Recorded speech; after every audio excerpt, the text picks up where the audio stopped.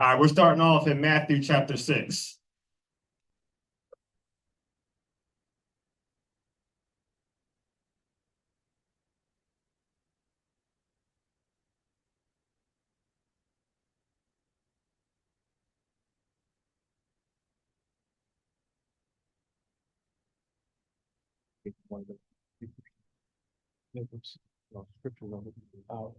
You need to see them? I will.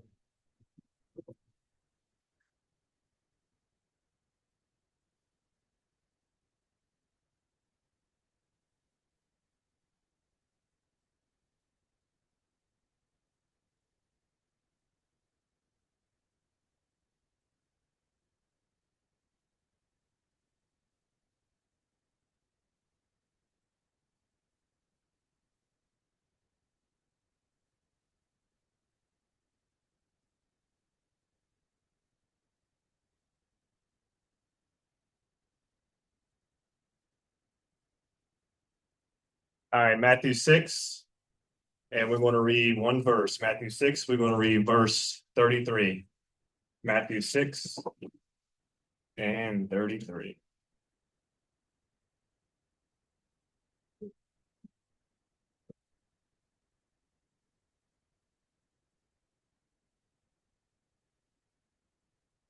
This is going to be a very, very basic class, and then our next one in the good store, we'll get into a little bit more deeper, just so everybody that's new for the first time hearing these things could follow along and also maybe add something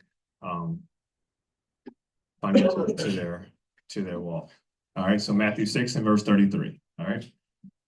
But seek ye first the kingdom of God and his righteousness, and all these things shall be added unto you. All right, so he gives us a directive that what we want to do first is seek the kingdom, and the things that we desire, the things that we're looking for, he's saying he will add it all to us.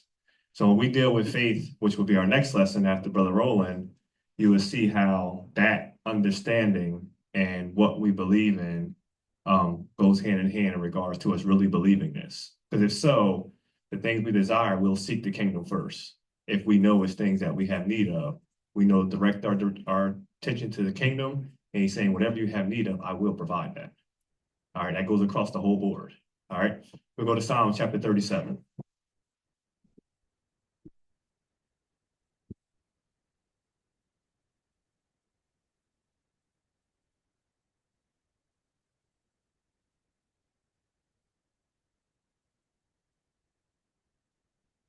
So in the beginning, like as we grow, my thought process will be seek the other things first and get those things in line, but it doesn't work out that way, right? Even if we're looking for a significant other, I can't choose the right wife. But if I'm seeking the kingdom, he will send me the right wife, right? At first, we go and try these things on our own and realize we have no skill at those things. But if I seek the right things, those things be sent to me. I'd rather that way than try to make a mess, right? Yeah. Let's go to Psalm chapter 37.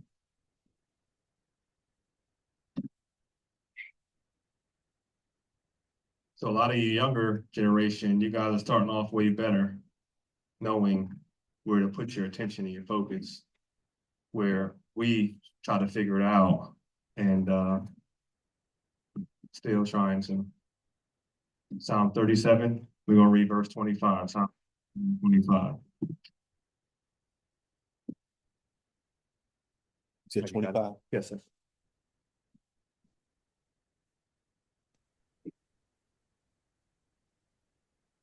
I have been young, and now I am old. Yet have I not seen the righteousness forsaken, nor his seed begging bread. So he's saying young at one point, and now he's actually old. And he said, I never see his forsaken or his seed, which is his children, beg for bread. So you won't see it. If you're in the kingdom and you're walking after righteousness, you won't see a righteous man begging for bread or his children. So that's just letting us know where our desire has to be. He said, if I provide for the animals, aren't you better than them?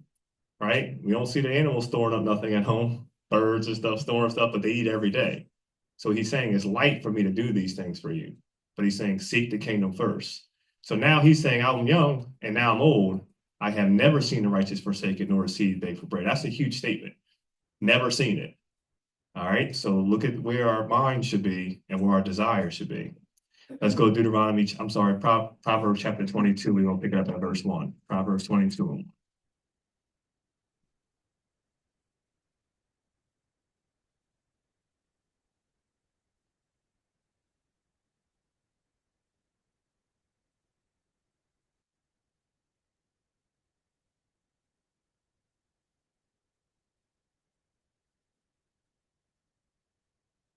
Proverbs 22. We're going to read verses 1 through 7. Proverbs 22, verses 1 through 7.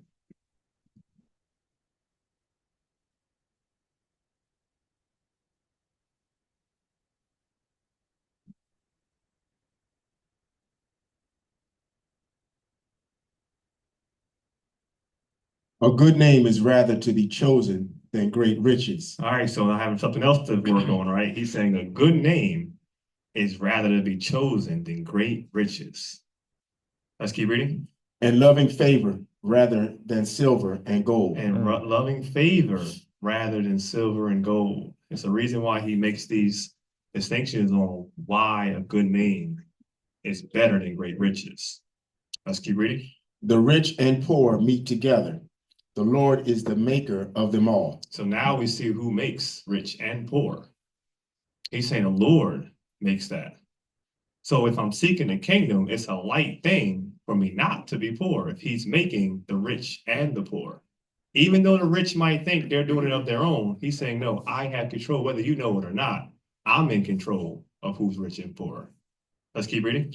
A prudent man foreseeth evil and hideth himself, but the simple pass on and are punished. So a prudent man, he's going to see something that could possibly be evil. So he's going to foresee something and he's going to hide himself from it. So when we talk about financial things, there's a lot of things that we don't see as evil, and we get into these different things. And now he's saying you just pass on, you just continue on in it, right? So when they offer you certain credit cards, certain things that you know is beyond, you just pass on. You say, okay, I can do it, and just pass on. He said a prudent man will hide himself from that. All right, let's keep reading. By humility and the fear of the Lord are riches and honor and life. So if I'm fearing the Lord, there goes riches, there's honor, and most of all, there's life. Let's keep reading. Thorns and snares are in the way of the froward. So thorns and snares. So you got all these traps and all these things that's going to stop you. He's saying on the forward is actually going away from the Lord. Forward, toward is going to the Lord. Forward is going away from him. So he's saying not only are you going to have issues, you're going to have snares and traps. So imagine trying to do something and you have snares and traps helping what you're doing to fall apart. Let's keep reading. He that doth keep his soul shall be far from them. And he that keep his soul, you're going to be far from these snares and traps. This is what we're looking for. This is what we're looking to try to do. Let's keep reading. Train up a child in the way he should go, and when he is old, he will not depart from it. So he's saying if you start your children in this in the beginning, when he's old, they won't depart. So you have a lot of the Jewish rabbis, they say that's what we talk about during our dinners. We're actually teaching our children from when they can actually comprehend all the way up. We don't talk about nothing else. There was one guy that I heard, he said, I don't even have a TV in my house. He's like, we have no TV. He said, I might watch a TV if I'm on a plane or in a hotel. He said, I might turn it on. He said, but at home, we don't have TVs in my home. He said, because when you have a TV, it takes off your imagination. It takes away from certain things because you're programmed into what you're watching.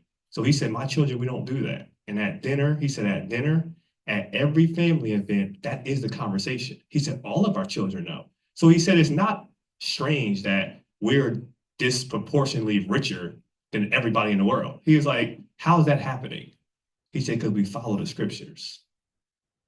So I'm like, dang, our book, and they're following to the T and benefiting from the scriptures. He said, we do everything in the scriptures. He said, it's not strange that we're all wealthy. He said, because we all do the same thing. We follow the scriptures and we train our children to follow the scriptures. That's why our children are the same way. So if you just look at what he's saying and what we have in front of us, we have the answers. It's just we don't follow it, and other nations actually do. All right. We're going over to Deuteronomy read chapter. 7. I'm sorry. Go ahead. Thanks, man. The rich ruleth over the poor, and the borrower is servant to the lender. So this is what we're going to talk about. So the rich actually rule over the poor, and the borrower is slave to the lender. All right. So if someone's lending to you, they dictate when you get up, what you do, how often you work, how often you sleep. Some people say, I don't feel like getting up, but what you do, you get up and go to work. Why? Because you have lenders that need their money. And if not, they'll take it away, whatever you owe. So he's saying when you borrow, you are a slave to the lender. But people teach borrow and borrow and borrow. In reality, not doing it properly, you are slave to it. So when we understand how to get from the snares and traps, we will do better. All right. So the rich ruleth over the poor, and the borrower is servant to the lender. Let's go to Deuteronomy chapter 8.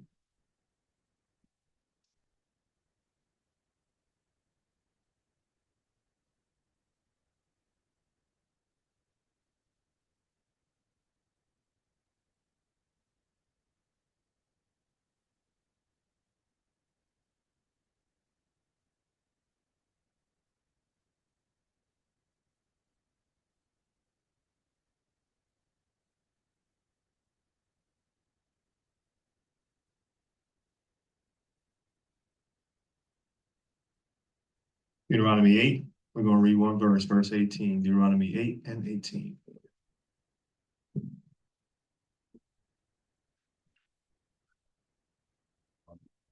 Yes.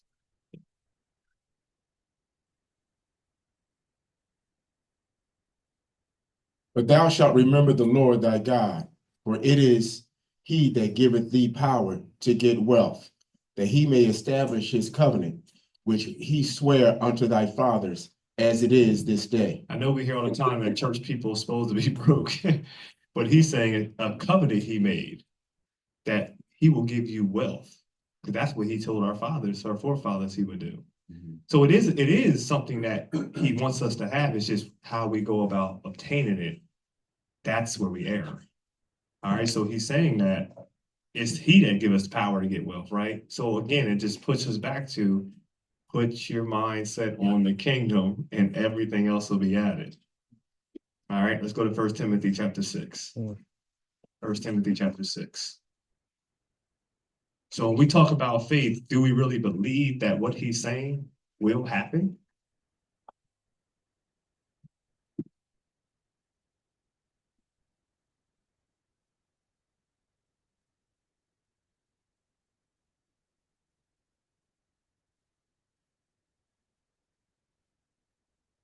First Timothy 6. We're going to pick it up we're going to read verse 5 and 6. 1 Timothy 6, 5 and 6.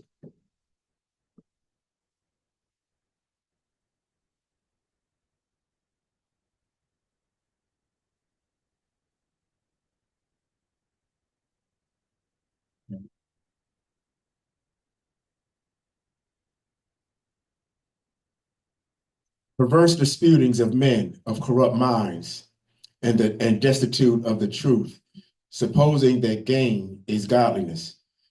From such withdraw thyself. So we see that people that's destitute of the truth, they suppose that your gain is godliness. The more you have, God must be working with you.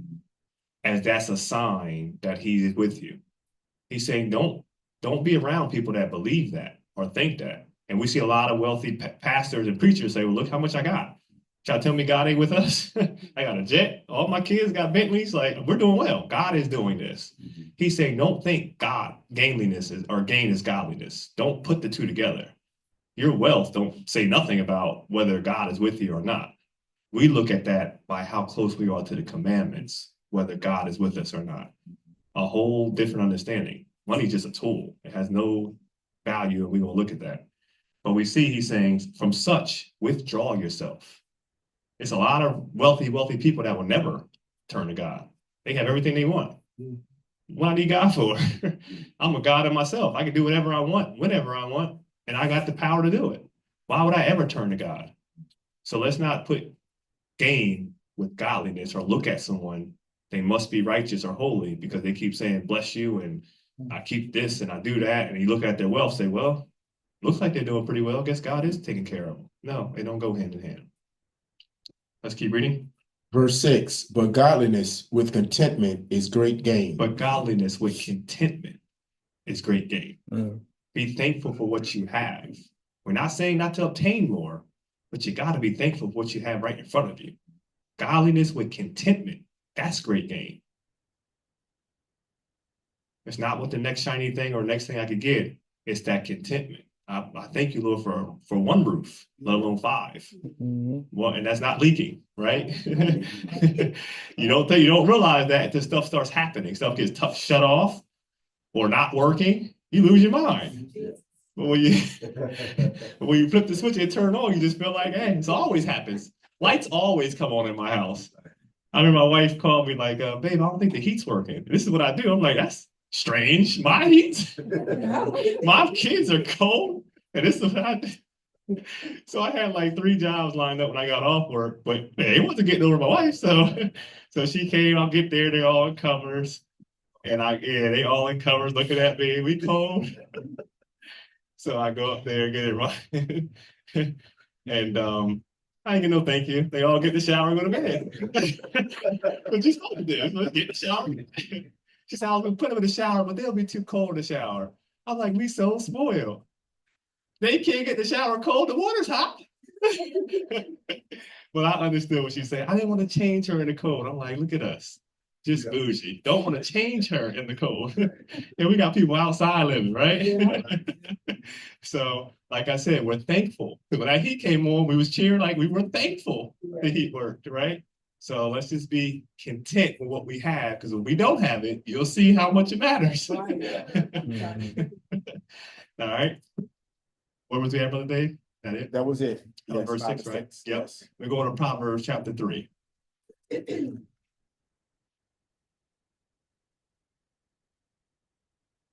It's so funny because when it actually went down, I was talking to my brother on the way home. And he said, what you gotta do when you get home? I said, my heat's not working. Your heat's not working. Like, my heat can't break because this is what I do. What you mean your heat's not working? I said, it's not working.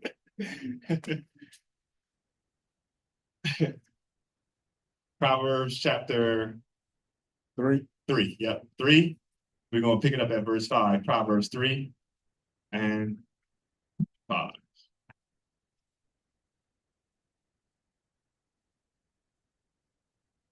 You know what? Before we read that, I just want to comment on the verse we just left. Okay. No, I'm not that. That godliness with contentment, it goes right in line with the previous scripture telling you it's only by me giving you power that you're able to get up and get your money. Right. Because that is definitely one thing we forget. We're like, I gotta go up, I gotta go to work. He's like, it's only because I'm allowing you to get up and that you can even get to work. Right. That's only, but we forget about that. We forget he actually is sending that spirit. Because like I said, one day you'll excel and that spirit won't come back in. He's the one making sure it goes in and comes right back. You breathe it out. All right, I'm going to send it back in. That's him doing that. But like he says, we think, all right, everybody's breathing right now, but everybody isn't. Right. Somebody just let that spirit out and it didn't come back. So he's telling you, you need to have that contentment. And the same thing with the rich. There's a lot of people who got rich and realized when they got there, something is still missing. They get all this money, like, dang, man, something still don't feel right. They don't have no contentment. Right. They'll keep going. Like, yo, I still don't feel like I got it. Like, what am I still missing? And it's this. So that's why God's saying, he's like, you can get it, right? But you got to be content with what you have also. Mm-hmm. But that's it. We're at Proverbs 3. We're picking up at verse 5. We're going to read 5 through 10. Proverbs 3, 5 through 10. Trust in the Lord with all thine heart, and lean not unto thine own understanding. So this is very important, not to lean to your own understanding. We do feel wise in a lot of stuff that we do, but we do lean to our understanding. We get in trouble by that. Keep reading. In all thy ways acknowledge him, and he shall direct thy path. So we got so much ways to just be fruitful. Like we don't really have to do anything. Just honor God and say, I'll even direct your path. Everything you're trying to do, I'll just lead you to that. I'll bring people in and out of your life to make that happen as well. And you realize we meet some people just out of the blue. It's how I don't know how I ran to you, but I actually needed you right now. How did that happen? We think it's just ironic. We ran into somebody that's doing the same thing you just happen to be needing to do. No, he's saying, I will direct that path. I will direct your path. Just honor me. Let's keep reading. Verse 7, be not wise in thine own eyes. Fear the Lord and depart from evil. And this is why we come here every week, to try to find out how to fear the Lord and how to depart from evil. Keep reading. It shall be health to thy navel and marrow to thy bones. Now I know how I can be healthy and I can have strong bones, saying this is what this is going to be. This is what it's going to do for you. Go ahead. Honor the Lord with thy substance and with the first fruits of all thine increase. So we're going to have a class on tithing. This is what this is referring to. He's saying with your first fruits, honor the Lord with that. You're saying, I know where I got it from. Here goes your portion, right? He's saying, I want 10, a tenth. You can have 90. Just to say, I know you gave this to me. It's a light thing for him to restore that. That's why he said, I've never seen the righteous forsaken, nor his seed begging for bread, because I know who gave me to me. It's nothing for me every week to pay tithes on it. That has no, and people on the outside looking like, I don't understand how you got to give all that money to God. Look, am I missing a meal? My lights is on, right? But we don't look at the spiritual side of what he's saying. He's saying, test me. See if I'm lying. If he's lying, then you could say, you know what? I tried what you said. It didn't work. I never heard that before. Right. I hear people say, yo, I started doing this, man. This started happening. Next thing you know, they go away from it. I'm like, what happened? You got bored with success. It was working and it brought on boredom. But I've seen multiple people just start doing that. They had this spirit about it. It was all high up and they was like, y'all started paying tithes, man. You were right. This has happened. Next thing you know, they just go away from the whole thing. I'm like, are you still paying tithes? Oh yeah, man. You know, I haven't been doing too well. I wonder why. You was just doing well. Did you forget what just happened? So quick we forget. And we do get bored with success. That's one thing we do. We do all the time. Something's working and we just get bored with it for some reason. And we just try something else. But as you see, he says, honor me with your increase, with your first fruits. Not the last, not what you have left over when everything's paid, with the first. And then you make it work with what you have remaining. And he's saying, watch what I'll do to that. Where we at? Verse 10. Mm-hmm. So shall thy barns be filled with plenty. Look what he said. Your barns is going to be filled. Not a little bit in there. He said filled with plenty. Keep reading. And thy presses shall burst out with new wine. And you can't even contain what he's about to do. But do we really have faith that we believe this will really happen?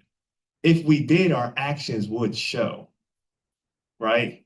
If I had my last is going to God first because I couldn't make it work if I tried. I know what he can do with it, and I've seen it happen multiple times. That's where your faith gets increased. You're like, I don't even know how this is working right now, but thank you, Lord. But I know it ain't supposed to work. Mathematically, this doesn't work. But somehow, everything is operating at a high level, and this ain't supposed to work. So when you understand our faith and what he's trying to say, I'll make it burst. I'll have your barns filled with plenty. Honor me with your first. So you ain't gotta tell me twice. Right. All right, let's keep rolling. Let's go to 2 Corinthians chapter 9. These are simple things that we do find very difficult for some reason, but these are simple things he's asking us to do.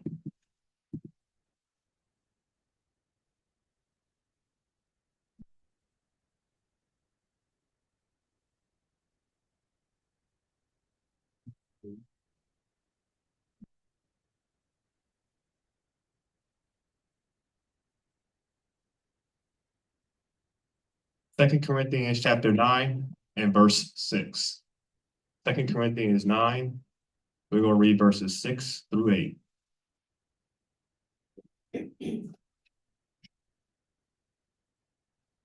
So we're going to talk a little bit about tithing, but not much, just because this is an important part of financials, right? Very, very important. So we're going to talk a little bit, but we'll have a class just geared to that. 2 Corinthians 9, let's pick it up at verse 6. 2 Corinthians 9 and 6. But this I say, he which soweth sparingly shall reap also sparingly. So if I'm giving sparingly, what you think I'm about to get? Sparingly.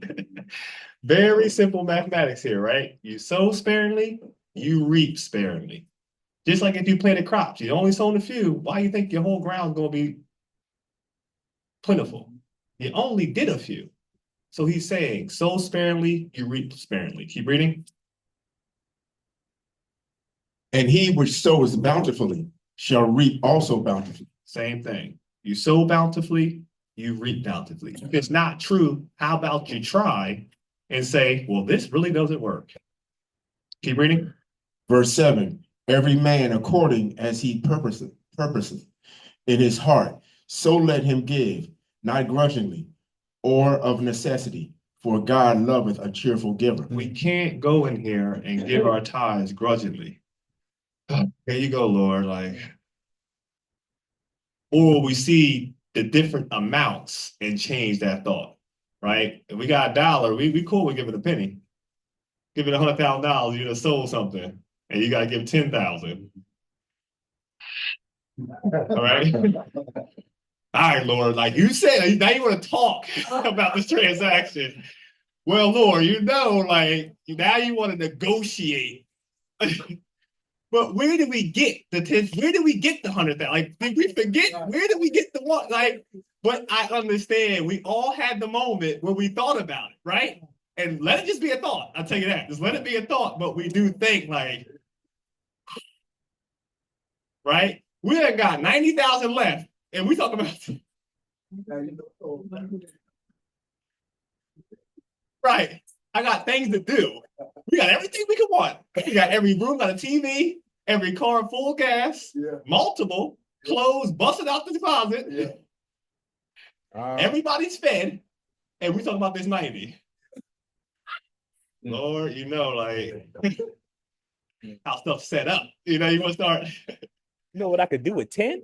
Right. Exactly. Not saying I might give you another 100 next year. We ain't talking about that. We want to talk about this 90 and 100 right now, right?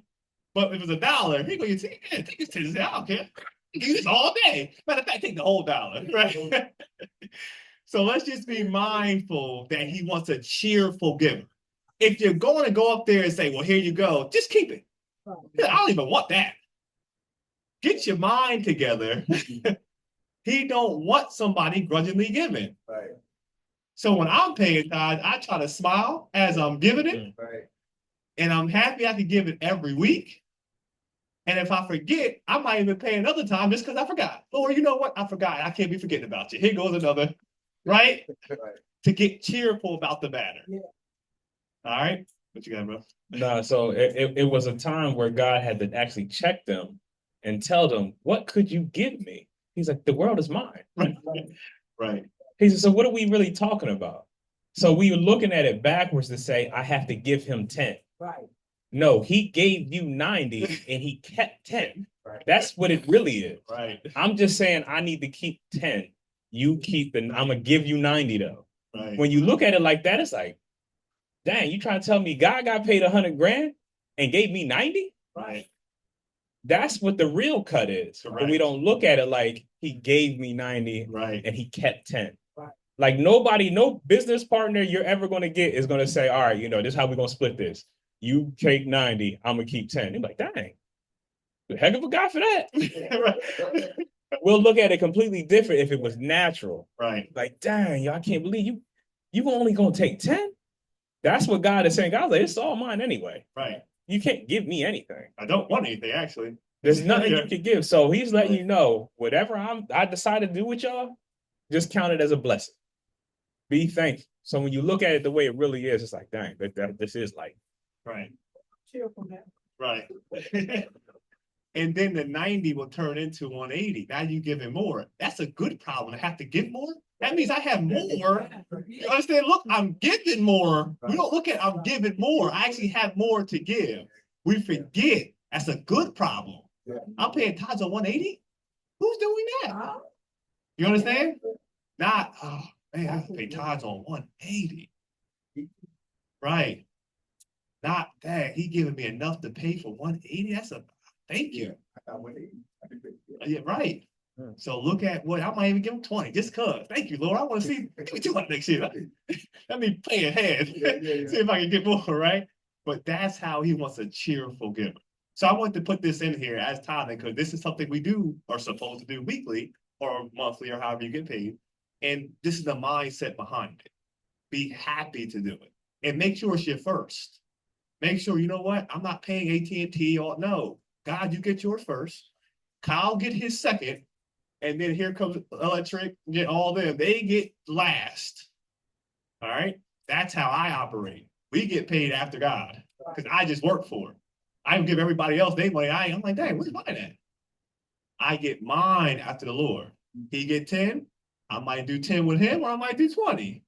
But that's what I would like to do for me for doing hard work. All right. Keep reading. Verse 8. And God is able to make all grace abound toward you, that ye also always having all sufficiency in all things may abound to every good work. We have sufficiency in all things. Right? Where we at? Is that it? That was it, yeah, verse 8. Okay. Let's go to Haggai chapter 1.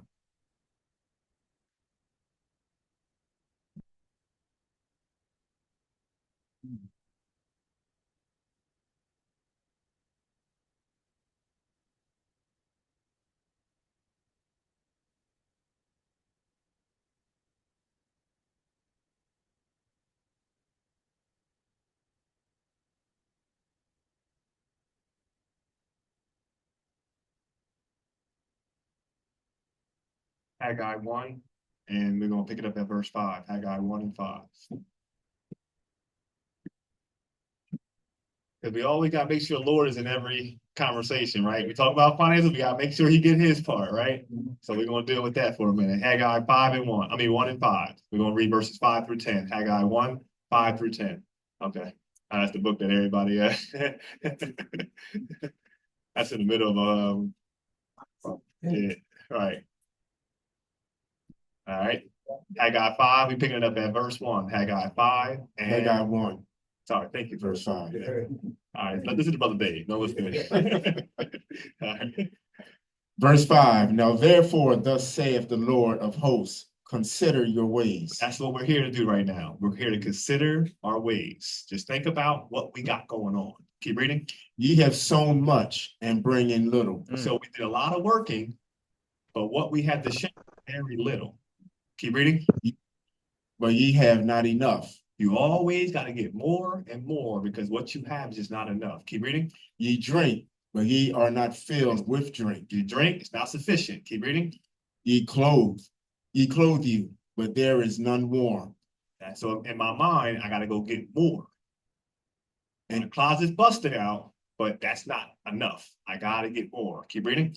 And he that earneth wages to put it into a bag with holes. So now I'm earning my wages and my bag has holes in it that I'm putting my money in. So now I'm earning money and it's going in a bag with holes. Keep reading. Thus saith the Lord of hosts, consider your ways. So he's saying, look at all these things happening. And then he's saying, consider your ways. Consider why these things are happening. This is what we want to do. Just consider our ways. We ain't have a lack of work. We all put in hours and even overtime and even double time on some holidays. He's saying that's not lacking, but you bring in very little for all the hard work you're doing. Consider your ways. Keep reading. Verse 8, go up to the mountain and bring wood and build a house, and I will take pleasure in it, and I will be glorified, saith the Lord. Go up, build me a house, and I'm going to take pleasure in it. Keep reading. Verse 9, he looked for much, and lo, it came to little. And when ye brought it home, I did blow upon it. Why, saith the Lord of hosts?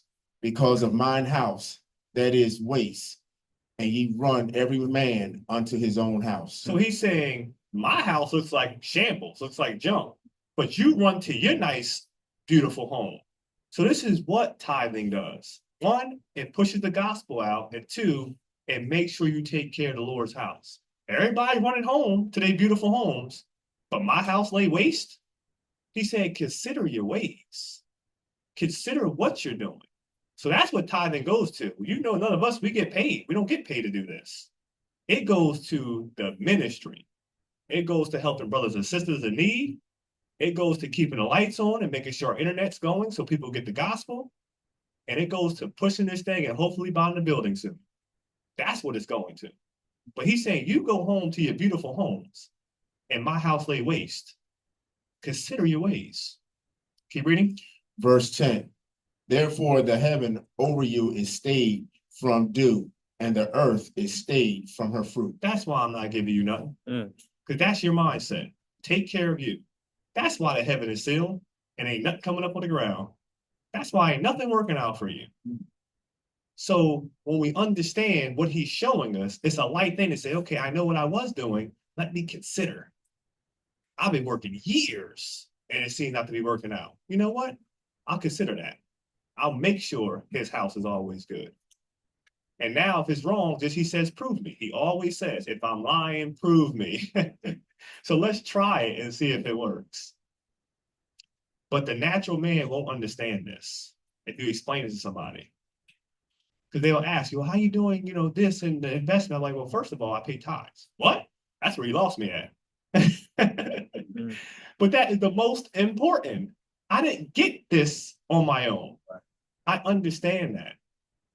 But you can't understand that. So you want me to do this overnight investment for you that you're just about to just burst out with all this money. It doesn't work that way. Rich people tell you that's their number one person. Number one. Number one. And they might say, I don't give to a church, but I'll give to an organization. In other words, they still know I have to give. And that's a big thing. Some people automate it. They say, I have an automatic going to a certain organization that I like. I don't give to a church, but I give oftenly. So I might go to the poor, I might give people this, but he said that is what I do. So like you said, they understand. They might not even go to church, they might just go to church, drop money off, and just leave because they know the benefits of that. What was that, Brother Dave? That was the end of chapter 10. Verse 10. Yep. Let's go to Proverbs chapter 19. And that's good you said that, Brother Chris, because the next scripture speaks on that. Proverbs 19.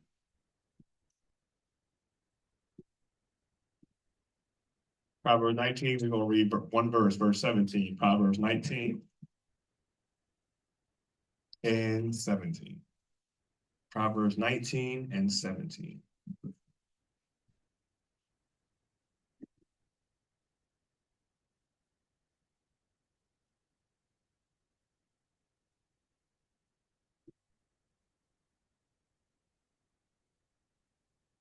He that hath pity upon the poor lendeth unto the Lord. So when I have pity on the poor, I'm lending my finances to the Lord.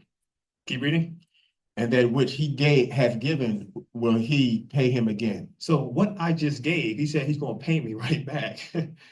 So let's look at the fruits of these different things he's given us. If I give to the poor, he's saying I actually lend to the Lord by doing so. And in return, he will give it right back. And he never just gives you just that. It's always way more. So look at our desires, where it should change to. Keeping the commandments, keeping the kingdom, having some contentment, making sure we give to the poor, the Lord's house ain't waste, and all these things will be fruitful. It ain't that's not the answer. We've been doing that. We had no problem with doing that. Pick up 2-3 jobs, work a little overtime, do a little side work. That never was a problem for us. But he's saying you bring in really little though. Look at it. Consider your ways. You got 3 jobs and you bring in little. Consider is all he's saying. Let's go over to Proverbs chapter 21. So after I seen these things, I was like, man, you start looking at all the work you're doing and all the things. You're like, man, I did way more than last year and I brought in way less than last year. Mathematically, we see something's happening. Proverbs 21. We're going to pick it up at verse 13. Proverbs 21 and 13. Whoso stoppeth his ears at the cry of the poor, he also shall cry himself, but shall not be heard. So if I stop my ears from the poor, when you cry, I ain't even hearing you as well. And we know we got a lot of people in need. That's not a lack. I know you got to be very wise on who that is and what you're giving. But he's saying, nevertheless, don't just disregard and walk by like, I ain't got time for this. Right? He's saying, he said, when you cry, I won't even hear you. So now I know I'm lending to the Lord. Now he know if I'm having pity and I'm making sure if I give to the poor. Look at what he's doing. And if they're going to do wrong with the income or the money you gave, I ain't gonna do with me. I'm doing the Lord's work. What you do with it, that's your issue. But if we can, usually want to buy them food or whatever that is, so they don't go and obviously do drugs or whatever that looks like. But you can't really monitor that much. But nevertheless, we have to be mindful of that. This is what our faith is teaching us. Be mindful of the poor. Let's go to Genesis chapter 13.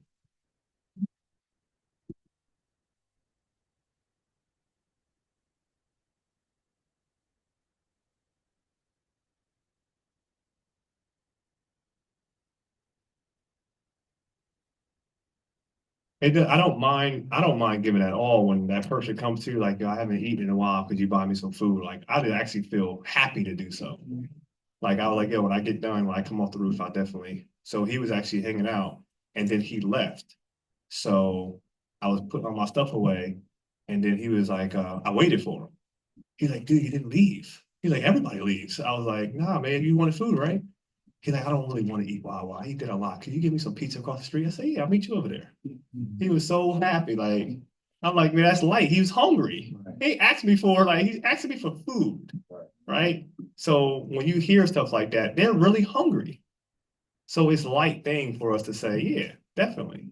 I mean, obviously, if they ask you for a mouth, you got $20. That might be a little bold, but usually they just want food or something to eat or something like that. So let's just be mindful of the poor and make sure we go out our way to make that happen. Genesis 13, we'll pick it up at verse 1. Genesis 13 and 1. And Abram went up out of Egypt, he and his wife and all that he had, and Lot with him into the south. Mm-hmm. And Abram was very rich in cattle, in silver, and in gold. So it's not anything wrong with being rich.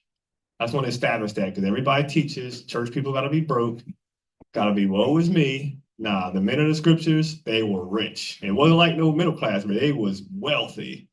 All right, so we see Abraham. He said he not only did he have silver and gold, he had cattle and everything else too. Right? Great substance is what he had. Let's pick it up at verse 8. And Abram said unto Lot, let there be no strife, I pray thee, between me and thee, and between my herdmen and thy herdmen, and be with and we be brethren. Keep reading. Is not the whole land before thee? Separate thyself, I pray thee, from me. If thou wilt take the left hand, then I will go to the right. Or if thou depart to the right hand, then I will go to the left. So they both had a great substance.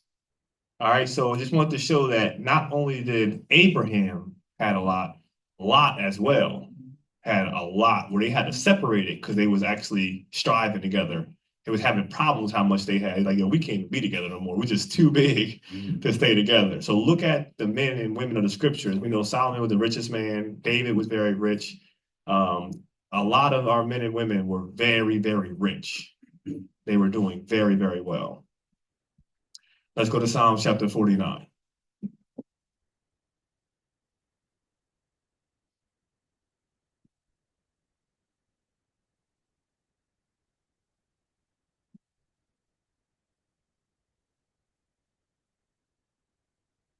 Psalms 49, we're going to read verses 6 and 7. Psalm 49, 6 and 7. So there's nothing wrong with being rich. Just want to point that out. I mean, I have a whole bunch of scriptures of all the wealthy men, but we kind of get the understanding that there's nothing wrong with it. They always say if you're rich, you had to do something evil or crooked, or they equate rich and evil. Nah, and the last scripture he read, I really like Abram's mindset to say it don't matter what you choose. I'm going to prosper on the left, and I'm going to prosper on the right. But Lot looked at Jordan, he was like, "Dang, it's nice over there. Mhm. I'm gonna take that side." But Abram looked, he seen both sides, and he was like, "Whatever side you want, I'm gonna be good," because he knows it's bigger than what the land is. It's something else that he's getting his wealth from. So it didn't matter if the wealth, if the land looked like it was going to yield good fruit. He's like, "No, I'll work it, and it'll come up. Right. I know who does it." Mhm. Good point. Definitely on point. Psalm 49, and we're gonna pick it up at verse 6 and 7.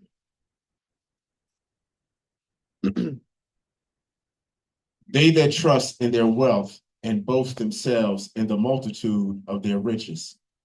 None of them can by any means redeem his brother. So No. as we see, it don't matter what riches you got. You can't redeem your brother. The Lord calling, that's it. If your brother's down, that's it. There's nothing you can do with that wealth. That's why everybody on their deathbed with a whole bunch of wealth would give every dollar they have for more time. I'll give you all my billions, just give me your time. That's all they're looking for, is more time, not more money. So he's saying you can't help nobody with all your wealth and riches. Keep reading. Nor give to God a ransom for him. You can't give him a ransom for him. That's why our mindset is on these scriptures. That's why he said it's wealth, riches, and life. Because we know we want eternal life. We could care less about that. We can't give a ransom with all the money we have. Keep reading. That was Oh, that was it. That was Uh-huh. that was 7. Yes. All right, verse. That was it that I had. That was Yeah, it. 6 and 7. Yep. Proverbs chapter 11. So we can't give a ransom with all the wealth. There's nothing you can do. All right, one more thing while we go into that, I was listening to Dana White talk about some of the friends he has. I don't know if anybody knows who Dana White is, but he's pretty much the UFC owner. But he was talking about how he was friends with a billionaire, and he's like, "Well, what's the craziest thing you've seen?" He said, "This guy's got a lab in his basement." He said, "When I tell you he is working on how to live forever, he's working on how to live forever." And the dude was like, "What?" He's like, "Oh, he's getting there." He said, "They ain't just down there twiddling their thumbs." He said, "He is working." He's like, "When you got that kind of money, you don't want to die." He said, "He's down there working day and night on how to live forever." That's what he's spending his money on. Yeah. But think about it. You're already a billionaire and you're not content with the time and everything you had. Right. His mind is going, "I'm not leaving here without this billion. I'm not leaving." He said he's down there working and he is getting it done. He's like, "Man, I'm telling you," he said, "this man might do it." He's throwing everything into it. I was like, you know what? If you had all that money and you don't have any real value on like things we're going over, that is the biggest thing you have is the life you're living right now. Right. I'm not leaving here. Right. So that's his mindset. His mindset isn't, "Dang, let me try to help somebody. I got $1 billion. You know how many lives I can change? You know how many people out there crying is hungry?" Right. His mind is, "I got $1 billion. I'm not leaving. I ain't leaving this for my kids. They ain't getting, no, I'm keeping this forever." Right. That's where the mindset is. So when you're reading that, even if you have it all, you couldn't give a ransom to save your life. His mind is, "Nah, I'm going to prove that wrong." That's where his mindset is. Right. Actually, Walt Disney actually froze himself. Yeah. He said, "I know by the year X, Somebody gonna come up. somebody will come with a day. I'll be brought back." He said, "Oh, I know technology is about to take me and be." He said, "I know we're gonna have it. Just freeze me, and when y'all ready, bring me on back." I can't remember what he had. Huh? I can't remember what disease he had. Yeah, I'm not sure. My Like man, Elon Musk and Bezos trying to go to Mars or wherever. They're really trying to establish yes, sir. people gonna live there because they fear this is gonna pass away. Right, Earth, so they trying to get somewhere else. right, But all they building is still trying to do it. Remember the rich was actually his money magazine. A lot of these world billionaires, they said they would pay God like a billion. They would pay God $1 billion or a certain amount of money to stay here, to live forever. What could they? I read in the magazine. They would pay. They willing to pay God. That's already is. right. Look at the mindset. Look how far we'll go. So he said, I need y'all to keep y'all mind focused on what I'm trying to tell you, because you will go. You go right out of space, gone, mentally and physically. we had Proverbs chapter 11. Proverbs 11, we're gonna read but one verse. Proverbs 11 and 4. Proverbs 11 and 4.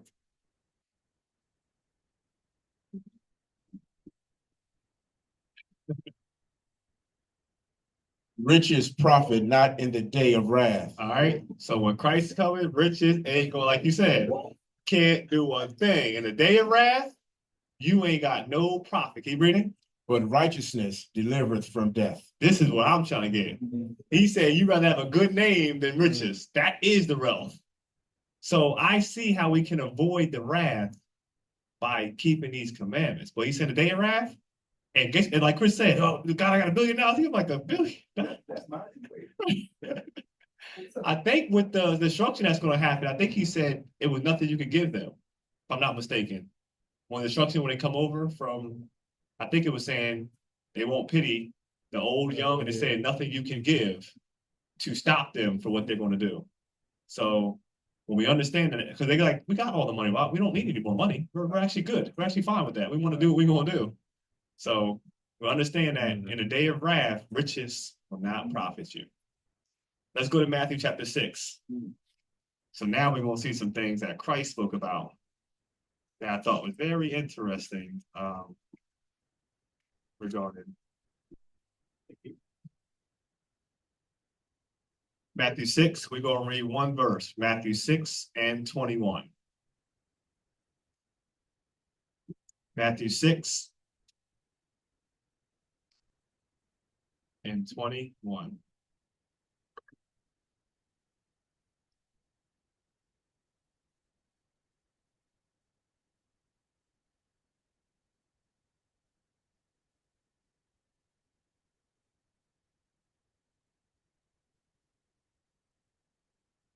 Verse 21, for where your treasure is, there will your heart also be also. All right. So when he's telling us to direct ourselves to the kingdom, he's saying wherever your heart is, that's where your treasure is.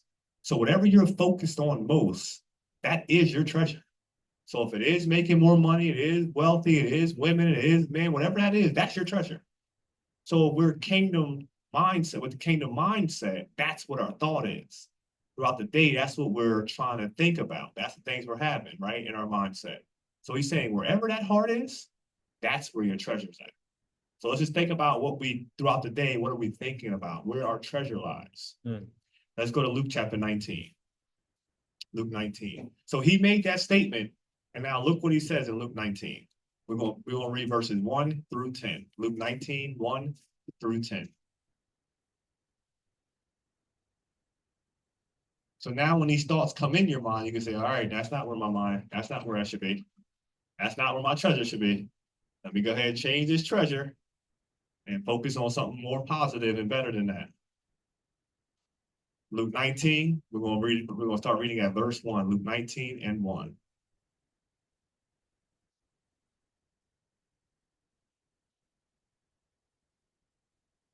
So where your treasure is, or where your heart is where your treasure. And now look what he says here.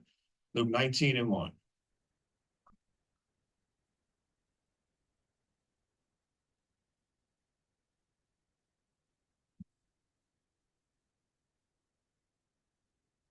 And Jesus entered and passed through Jericho.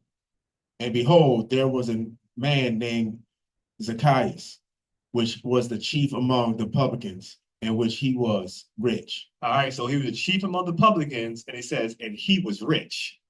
All right, so Zacchaeus is rich. Keep reading. And he sought to see Jesus, who he was, and could not for the press, because he was little of stature. So he's a little guy, right? And he, there was too much going on, so he couldn't get to Christ. Let's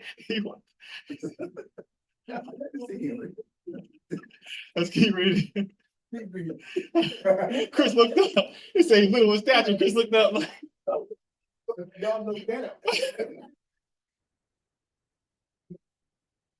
As the story goes, everybody going to be picturing Chris. I mean, I'm trying to get the right. He said little in stature. Chris looked up like, Y'all look there. My question was, where's your money? oh, this- That's I'll do the pocket with a hole in it. Hey, Chris said, keep reading. all right, so we got the kids. He's little in stature, and he's trying to get to Christ, but there's too much going on. Look what he did. Can you read it? Verse 4. And he ran before and climbed up into the sycamore tree to see him, So he climbed up a tree to get eyes on him. Keep reading. for he was to pass that way. All right, because he's going past that way. So he said, if I get the tree here, he's headed this way. Keep reading. And when Jesus came to the place, he looked up and saw him and said unto him, Zacchaeus, make haste and come down, for today I must abide at thy house. So look at that. He looked up the tree like, the kids, come down. I'm coming with you. That made you, I probably make you, me? Talking to me, Lord? So he said, come down. I'm going to your house today. Keep reading. And he made haste and came down and received him joyfully. And he made haste. He quickly got that tree and received him joyfully. Keep reading. And when they saw it, they all murmured, So saying, you all know, here goes Israel, got to say something. We got to murmur. That's one thing we gonna do is murmur. So look what they said. that he was gone to be guest with a man that is a sinner. Christ going to be a sinner? They couldn't wait to say that. Keep reading. And Zacchaeus stood and said unto the Lord, Behold, Lord, the half of my goods I give to the poor. Look what he said. The half of my goods, Lord, I give to the poor. Remember what he said? We lend it to the Lord when you do so. He's actually giving some fruits of that. He's saying half I gave to the poor. Keep reading. And if I have taken anything from any man by false accusation, I restore him fourfold. And if I happen to cheat somebody, or if I cheated somebody wrongfully, I'll restore him fourfold. Look at what his mindset was with his money. I give half, and if anybody I did wrong, I'm gonna restore it fourfold. Look what Christ says. Keep reading. And Jesus said unto him, This day is salvation come to this house. By that comment, this day has salvation come to the house. Keep reading. For so much as he also is a son of Abraham. For so much as he's the son of Abraham. Keep reading. For the Son of Man is come to seek and to save that which was lost. So by his comment about, I gave to the poor, and if I did anybody wrong, I'll restore him fourfold. That's telling you something is spiritual, what you do with your money. That mindset said, today, something took place because of that comment. So he is telling you spiritually where your treasure is. That is where your heart is. And he's saying, if you take care of these things, I will take care of you. This is a promise. Whether we agree or not, this is a promise. And we see he just did that. All right, go ahead. I was just gonna say, I think there's a couple of things you see, like, number one, he's rich. Most times you never see rich people by themselves. They got chauffeurs, they got this and that. First of all, he climbed up in that tree. Second, you feel me? Like, he's rich. Right. It's not like you and I. He's Right. rich. He climbed up in the tree, so his faith, he wanted to see Jesus. Right, Then how humbled he was by him acknowledging the fact and seen him. Right. Got him to his crib, and also something else I see here that you never see rich people, the principles that he's living by. He's rich, but half of what he had, he give away. You don't never see that out of rich people. not half. It might give a little piece. Yeah, I give you half. Yeah, like there's a lot. Yeah. And I'm gonna restore fourfold Right. anybody that I wrongfully done. So because he's a child, a son of Abraham, so he must be, in his life, he do know some principles, Correct. but he's still called a sinner, I guess, because he's not doing everything. Mhm. And I said, but certain things he do got in. Or we just think he is. We looking at him like, oh, he rich and wealthy. He got to be a. Well, not because he said. Yeah, it said the people murmured. Yeah, the people called him that. Because he bring up his principles. He got some stuff going on. He got some stuff going on. I'm rich. I'm gonna go see Christ. I'm gonna go, like you said. Why are you going to go see him? You got all you want. Now you're going to sit with this sinner. Right. So that's definitely great points Yeah, that you're bringing out there. Now let's look at the other side of this. Let's go to Luke chapter 18. So we see Zacchaeus, he said, I gave him all, I give half to the poor. And if anybody did wrong, Lord, and look, and the response off of that was, today salvation has come to your house. Why? So it is showing you this spiritual thing going on with this income and what we're doing, where our mindset is, what we're getting involved in. It's a lot of things that go hand in hand with this. Now look at this other man, Luke 18:18.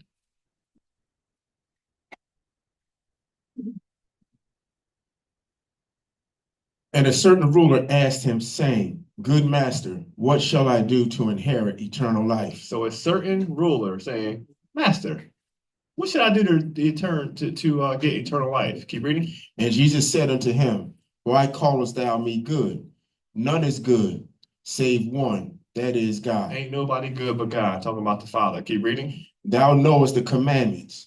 Do not commit adultery. There goes our commandments. He said, you know them. Don't commit adultery. Go ahead. Do not kill. Don't kill. Do not steal. Do not bear false witness. That's lying. Don't bear false witness. Go ahead. Honor thy father and thy mother. And we honor our parents. He's saying, you know these things. And he's reiterating what he knows. Keep reading. And he said, all these I have kept from my youth up. Lord, I did all this since I was young. I've been doing this from my youth up.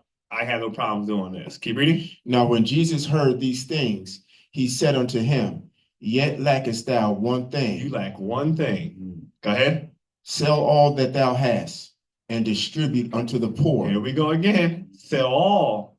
Distribute to the poor. Go ahead. And thou shalt have treasure in heaven, and come follow me. Look where he said your treasure's going to be. And you're going to have treasure in heaven. And come follow me. Keep reading.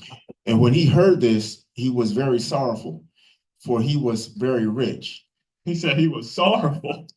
Man, he said because he was very rich. That brought sorrow to him. Oh, you lack one thing. Go ahead and give all that up. Come on here and I have you treasures in heaven. That was a light statement for him. He was sorrowful. Not treasures in heaven. He was like, oh, shoot. Go ahead. Verse 24.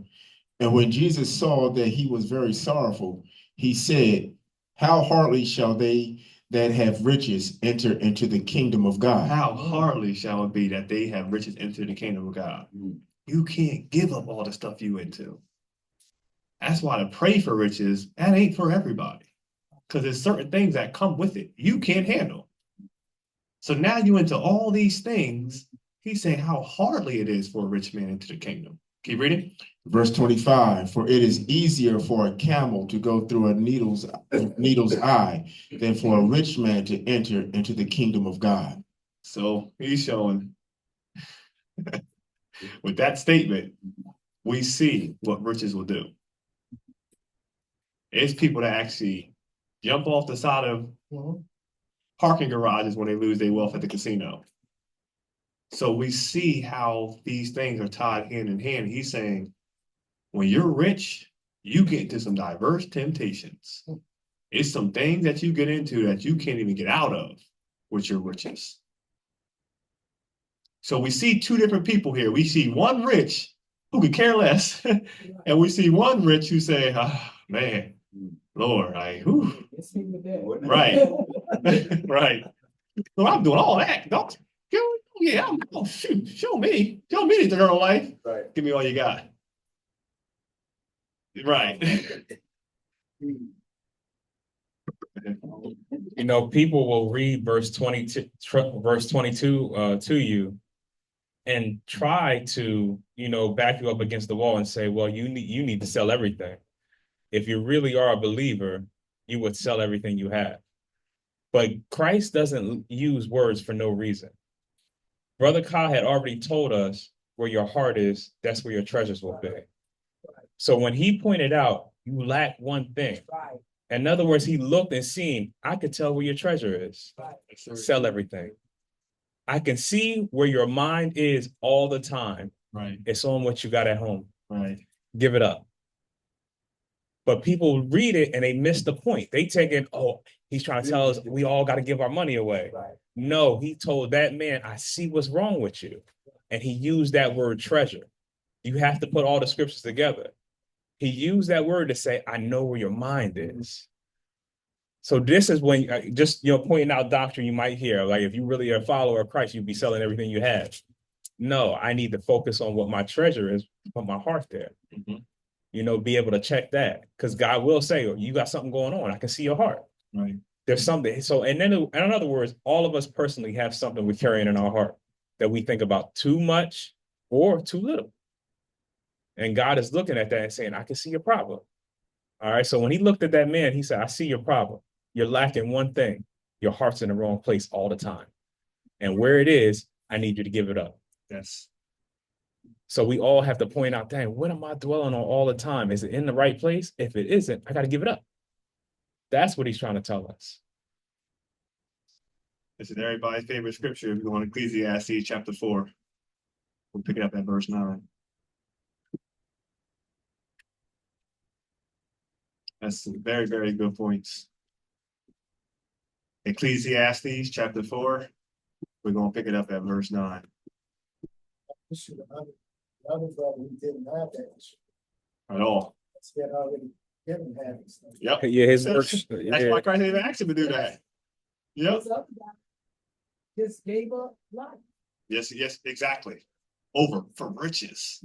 He said, I'll give you treasures in heaven. I actually told you where you go. And he said, woo. He's like, my treasure right here. Right. You giving me a treasure in heaven, but I got my treasure right in my backyard. I got it. I'm pretty sure that deathbed came. He was rethinking that thing. Done deal now. You want to seal the deal. Those what we are known for praying and stuff like that. Remember we talked about when Sit the highest seats. so And, that brother, he just got his reward. Yeah, it was already what he had. right. That's nothing. Man. You got a reward. Oh my gosh, man. You need to get no more than what you got. Right. When you weigh this thing, Ecclesiastes 4:9. Two are better than one, because they have a good reward for their labor. 2 is better than 1. They have the good reward for their behavior, right? It's the ruffles some feathers. Y'all know I love these scriptures. Go ahead. For if they fall, the one will lift up his fellow. But woe to him that is alone when he falleth, for he hath not another to help him up. All right, so when 2 is doing the same thing, it's better than 1, because when 1 falls, you have someone to help you. He said, if you fall alone, who's going to help you up? Keep reading. Again, if 2 lie together, then they have heat. But how can one be warm alone? How can 1 be warm alone? When 2 lie together and it's cold, they can make heat. How can 1 get warm by himself? Keep reading. Verse 12. And if 1 prevail against him, 2 shall withstand him, and a threefold cord is not quickly broken. All right, so if 2 come up against you, you can withstand them. He said a threefold cord. So you put cords together, wrap around your head, it's stronger than 1. All right, so we see these things, and we know what the conversation is. We talk about combining the finances, the wife and the husband. 2 is better than 1. So it's another very, very important financial matter that we see separate a lot in the household. And he's saying you became 1, right? So when you're 1, that means everything is 1. How many people made some changes? Show hands. How many people making? Yeah. Oh, Okay. Guys, anybody else? All right, so we got, okay. So we got 1, which is good. So when you look at what's happening, we're going to look at some statistics real quick. So it says the households in 1960, it says 65% of the children grew up mother and father, right? And it says that in 1960, that 65%, the woman was the homemaker and the father was the breadwinner.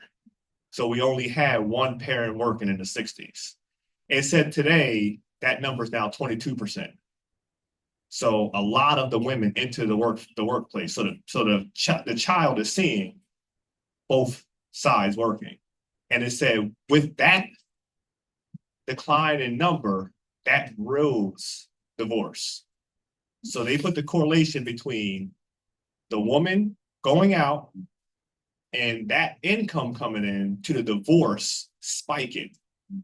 So we got to understand that a lot of the different things that the Lord is bringing in the household, it is because he said, you are now one, right? And he's saying that we're no longer independent.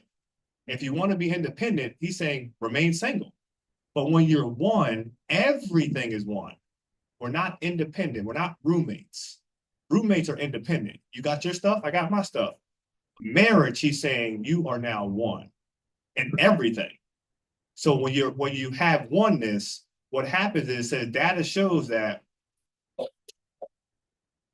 you have the same goals.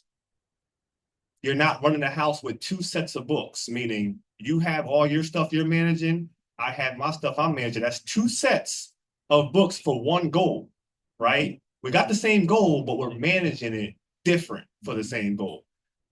It also says few people acquire wealth without a spouse contributing. So nobody ever did it without a spouse. So if you look at all the wealthy people that did a study and said it was always a woman involved or a man involved, or that union is how the wealth got that way. So if you see the oneness, he's saying nobody really gets there by themselves. He's showing how important it is. That's what a lot of nations understand, because most of the other nations, the wife is the homemaker. But in reality, you see that's why they have the prenups and stuff, and they have certain laws in place, because if a woman never worked for 30 years and you divorce her, she got to get half. She don't have any skill to go on and work for her. So you can't just leave her without and say, go get a job. She don't have any work skills. She's up in age. She's unemployable. She has no skill to bring. So you have to give her half, because she helped you in reality obtain that wealth. You didn't get there by yourself. She was taking care of all the kids, family out. She's a homemaker, so she was doing the job. You know what I mean? So it's just showing that it was a participation between the two, and a good thing that one study said you'll never see a boat being driven with two or a car with two steering wheels. You don't have two people going in that same household with two separate things and saying, but we're going in the same direction. You follow? So that combining is something spiritually happening, right? It takes away a lot of things that the Lord will bring into home, because he's saying, I told you you're one. You can operate like you're not a unit, but now I'm going to cause issues because you're not one. You're operating independently. So that happens where I got to conversate with my wife. We got to have our goals aligned. So now when we're making decisions, we're both making decisions. Why? Because it's coming from one pot. We have to talk. We got to have our goals in line. We have the same fears. We have everything is talked about and brought in as one, because everything's combined as one. I can't make a decision without my wife, and vice versa, right? Even though she will allow me to do that, but I understand what oneness means. I include her in everything, right? So that's what it does. It brings a oneness, and he's saying that that is how the house is ran, not as roommates, as marriage. So young generation, if you're going to marry, that's the first thing you have to do. That's where a lot of the older generation will say a lot of the problems start there. And they say 80% of divorces is from money problems, money issues, money arguments. So that comes to, hey, before marriage, these things are spoken about, right? Hey, when we get married, there is no more your house, my house. No, we're one now. There is no more yours and mine. It's ours, everything. And that's how we operate as one. And that's how you have a fruitful marriage. Now the Lord steps in and say, okay, they're doing what I said. I'll keep these things out. But if you want to roll independent, well, I'll put some spirits in there for some independency and we'll see how you work out, right? Some people are strong and obviously made it work, but it was rough. Where we can, get through that by making oneness. All right. So I want to touch on that, and we're going to look at one more scripture regarding that. Let's go to Ephesians chapter 5, and we're going to pick it up at verse 22.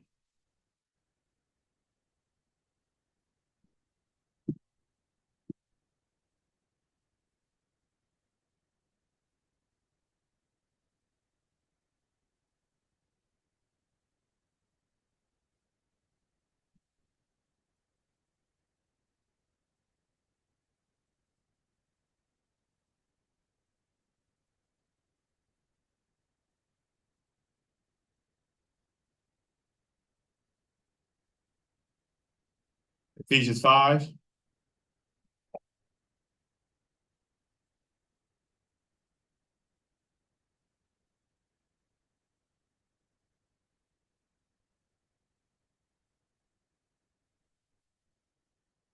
Verse 22. All right.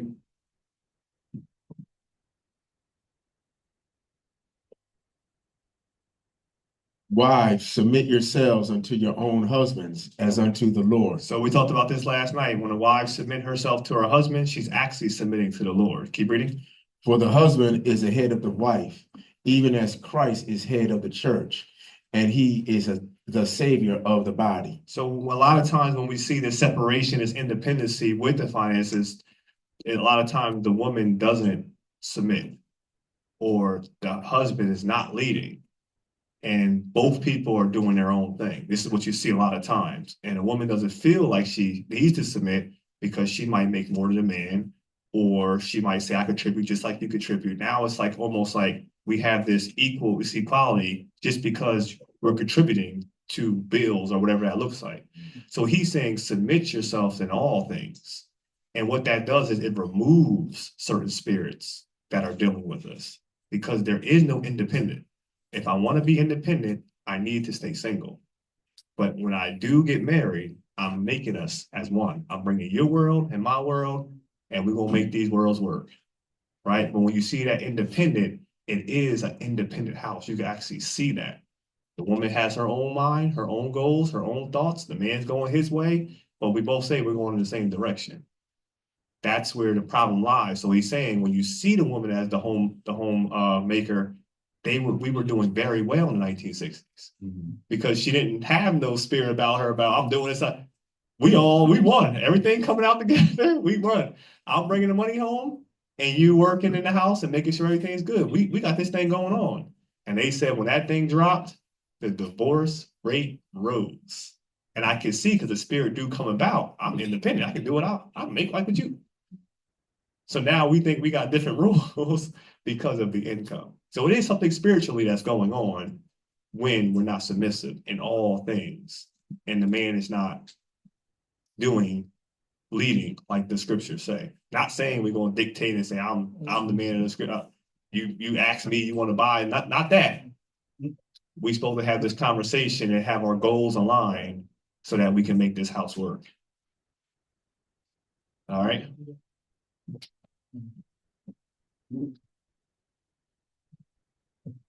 Let's go over to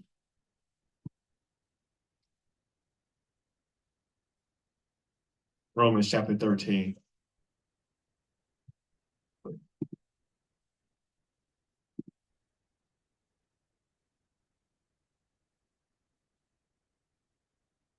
That's a tough one I know a lot of people. Because some people say, well, my husband ain't really a leader, or they say my wife don't ever want to listen to me, and you got a lot of but you got to put it to work first to say that it don't work and see how the spirit actually does, how something happens in the household now. He now leads if he wasn't a leader. She now is submitted. Like you got to see what happens and say it doesn't work, right? So like he said, we come one. So that's what we want to try to do is become one. Romans 13, we read in one verse 8, Romans 13. There's way more statistics for that separation that's really bad, but we got a couple more scriptures to go through, so we're just going to keep rolling. But there's a lot of statistics on what happened when a woman entered the work field and how the divorce and this is a lot. But they're trying to equate it, which they are showing what took place and what changed to these drastic changes. Romans 13 and 8. Owe no man anything but to love one another. For he that loveth another hath fulfilled the law. So this is what we're going to get into a little bit. We want to owe no man anything. So this is what we're going to try to change to certain things. I know we take on these different debts and things. He's saying this is our mindset should be, owe no man anything. Let's go to Psalm chapter 37. Let's look at it again. Psalm 37, we're going to read one verse 21.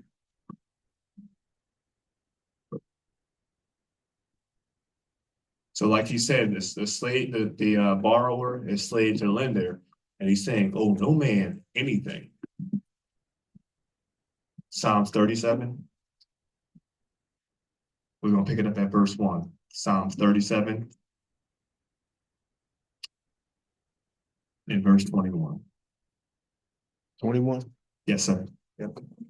Psalms 37, 21.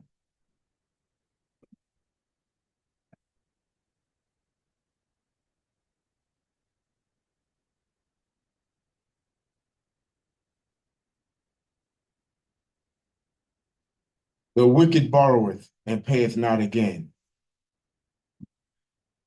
All right, so we know wicked people, they borrow and they don't plan on paying nothing back. Keep reading. The wicked borroweth and payeth not again, but the righteous showeth mercy and giveth. All right, so we want to make sure if there's outstanding debts, we want to take care of it because he's saying the wicked, that's what they do, borrow and don't have no intentions of paying anything back. That's what the wicked, so we don't want to equate ourselves with that. All right, make sure we take care of these things that we say we're going to do.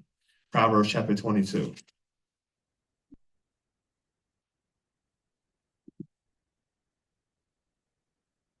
Actually, I'm sorry, Ecclesiasticus 21.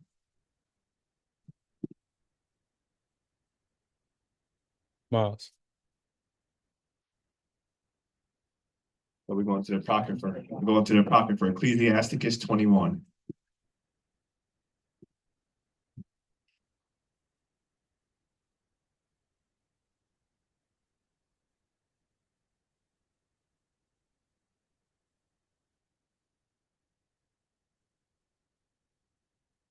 Pick it up, Everett. We're going to read one verse, verse 8. Ecclesiasticus 21 and 8.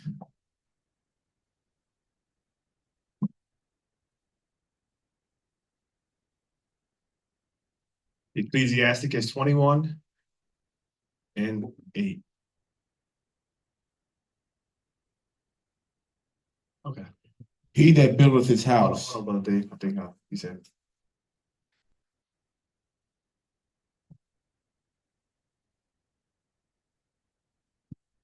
Okay. He that buildeth his house with other men's money is like one that gathereth himself stones for a tomb of his burial. All right. So when you build your house with another person's money, you might want to grab the tomb. That's what you get it. A tomb ready for burial. All right. So now the young generation, you want to try to get your home and not borrow to do so. Because if so, that's why you'll see them die with a mortgage. They'll pay a mortgage for 30 years. Why? Because the house that cost 100,000 over 30 years, now it's 350 you unpaid. You paid 200,000 more because you couldn't get it without borrowing. That doesn't make sense. So you bought your house and another house in the bank, all because of no direction, no patience, and no thought process of how to do it. So he's saying when you borrow to build your house, you're buying a tomb, right? So definition of mortgage. The word mortgage comes from an old French word, mortgage, which directly translates to dead pledge. So you're making a pledge till death to do that. All right, that's why it's called that. They knew exactly what they're doing. So what I'm gonna do is I'm gonna charge this house, make it 200,000-300,000 more than what they're paying for it, give them a whole bunch of fees, taxes, insurance, all these things, and make sure they never pay it off until death is when they pay that thing off. So look at what's orchestrated of how they keep the borrower a slave to the lender. Now you waking up every day to kind of keep up with maybe too much house. But a lot of us will buy too much house, knowing going into it, it was a death pledge, but I couldn't do this if I wanted to. All right, so we got to understand they know exactly what they're doing with these credit cards. They send you stuff in the mail. Hey, with this sign here, you get 20,000 and credit card. Oh wow, I actually need $20,000, and we'll sign, and we'll put ourselves in a debt. And he's saying, well, now we're slave to the lender. All right. Let's go to Genesis chapter 41.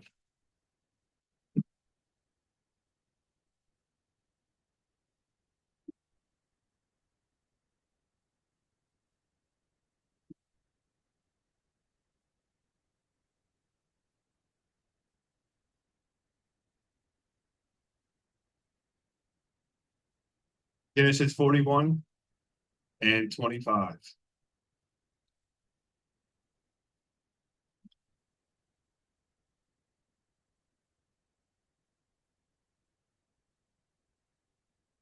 Genesis 41.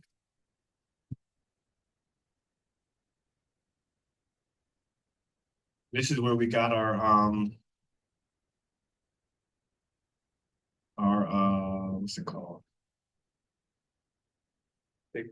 Our budget from what Joseph did. So we're gonna deal with that.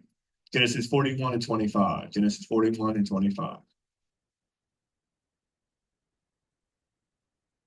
And Joseph said unto Pharaoh, the dream of Pharaoh is one.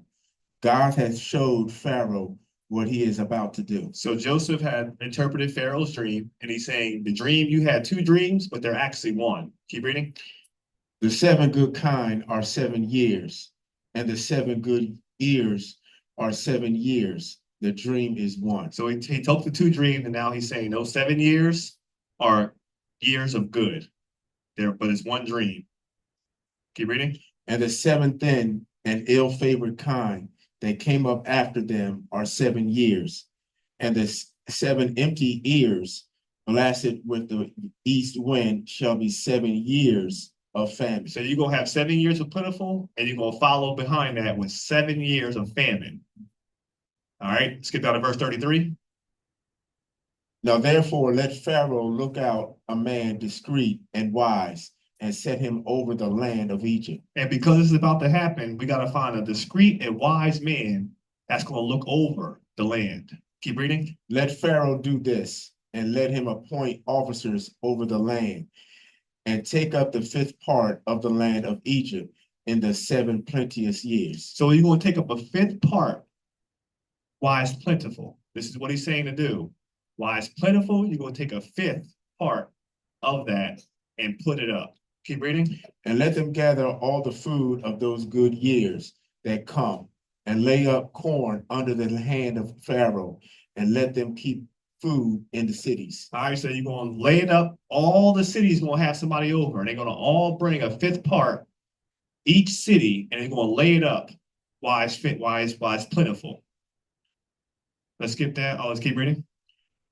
And that food shall be for store in the land against the 7 years of famine. And we're going to have that. So when the 7 years of famine come, we have something. Keep reading. Which shall be in the land of Egypt, that the land perish not through the famine. That we don't die from the famine. Keep reading. And the thing was good in the eyes of Pharaoh, and in the eyes of all his servants. So when he said that, that was a good saying that he said. Keep reading. And Pharaoh said unto his servants, can we find such a one as this, a man in whom the Spirit of God is? Can we find somebody like this with a man with the Spirit of God in him? Go ahead. And Pharaoh said unto Joseph, forasmuch as God has showed thee all this, there is none so discreet and wise as thou art. He said, God has showed you all this. Ain't nobody more wiser and discreet than what he showed you. This is what we're supposed to be mentioned about. How wise and discreet we are out of the scriptures. So he had put Joseph over all of the land because of what he said. What verse is that? That was the end of 39. Keep reading. Verse 40, for thou shalt be over my house, and according unto thy word shall all my people be ruled. Only in the throne will I be greater than thou. So you're going to rule over everything. You're going to be the second highest ruler in the land of Egypt. Only me will be higher than you. That's it. You're over everything. Keep reading. 41, and Pharaoh said unto Joseph, see, I have set thee over all the land of Egypt. He said, Joseph, you over all the land of Egypt. Let's skip down to verse 47. And in the 7 plenteous years, the earth brought forth by handfuls. So in the 7 plenteous years, it was handfuls being brought forth. Go ahead. And he gathered up all the food of the 7 years, which were in the land of Egypt, and laid up the food in the cities, the food of the field, which was round about every city, laid he up in the same. He just throwing this stuff everywhere, just laying it up, stacking it and stacking it. Keep reading. And Joseph gathered corn as the sand of the sea. He gathered corn like the sand of the sea. Keep reading. Very much until he left numbering. He couldn't even number no more. He's like, I don't even know how to I can't even count it. Go ahead. For it was without number. It was without number. That's how much he laid up. All right, let's go over to chapter 47. And this is where we got the breakdown of what we did for budgeting. Chapter 47, we're going to pick it up at verse 13. Chapter 47 and 13.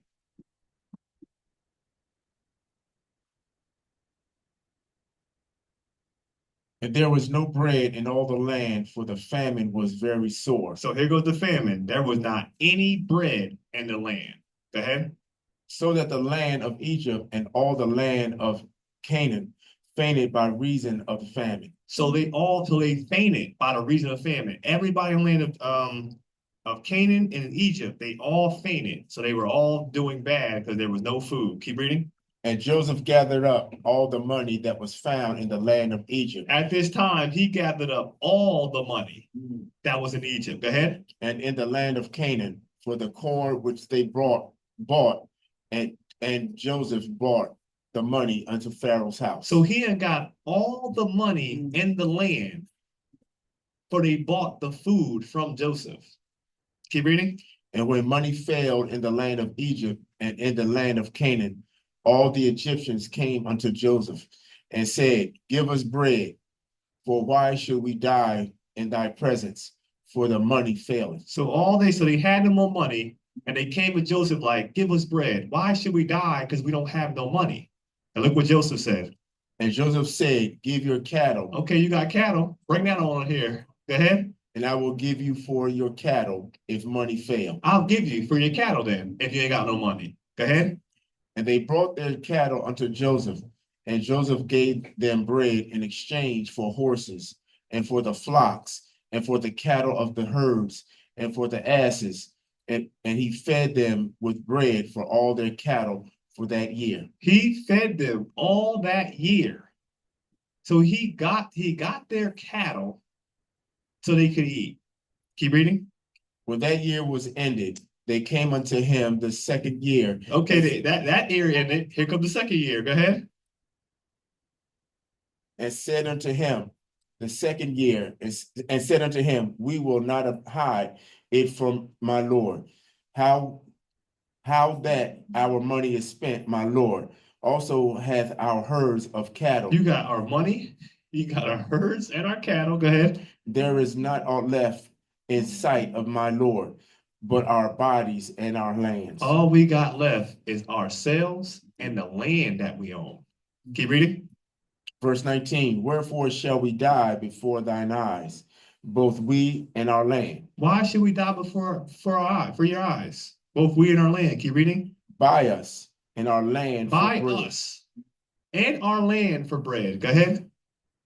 And we and our land will be servants unto Pharaoh, and give us seed, that we may live and not die, that the land be not desolate. So we'll sell ourselves. We'll be your servants. We'll give you all our land. You already got all of our cattle and all of our money. Now we're going to turn ourselves over in our land that we have. So look how wise we're supposed to be, where Joseph just consumed the whole land of Egypt and Canaan by just wisdom, what the Lord had blessed him with. Where we at, Brother Dave? Verse 20. All right. And Joseph bought all the land of Egypt for Pharaoh, and the Egyptians sold every man his field, because the famine prevailed over them. So the land became Pharaoh's. So look what he did for Pharaoh. Now all the land is Pharaoh. All the money, all the cattle, all the land is now Pharaoh's. Keep reading. Verse 21. And as for the people, he moved them to cities from one end of the borders of Egypt, even the other end thereof. He moving people around. Go ahead. 22, only the land of the priests bought he not. It was only the land because that was scripture. They couldn't do that. So only the land of the priest they didn't buy. Go ahead. For the priests had a portion assigned them of Pharaoh, and did eat their portion which Pharaoh gave them. Wherefore they sold not their lands. Okay, so only one that had they sold the lands was the priest. Keep reading. Verse 23, then Joseph said unto the people, Behold, I have bought you this day and your land for Pharaoh.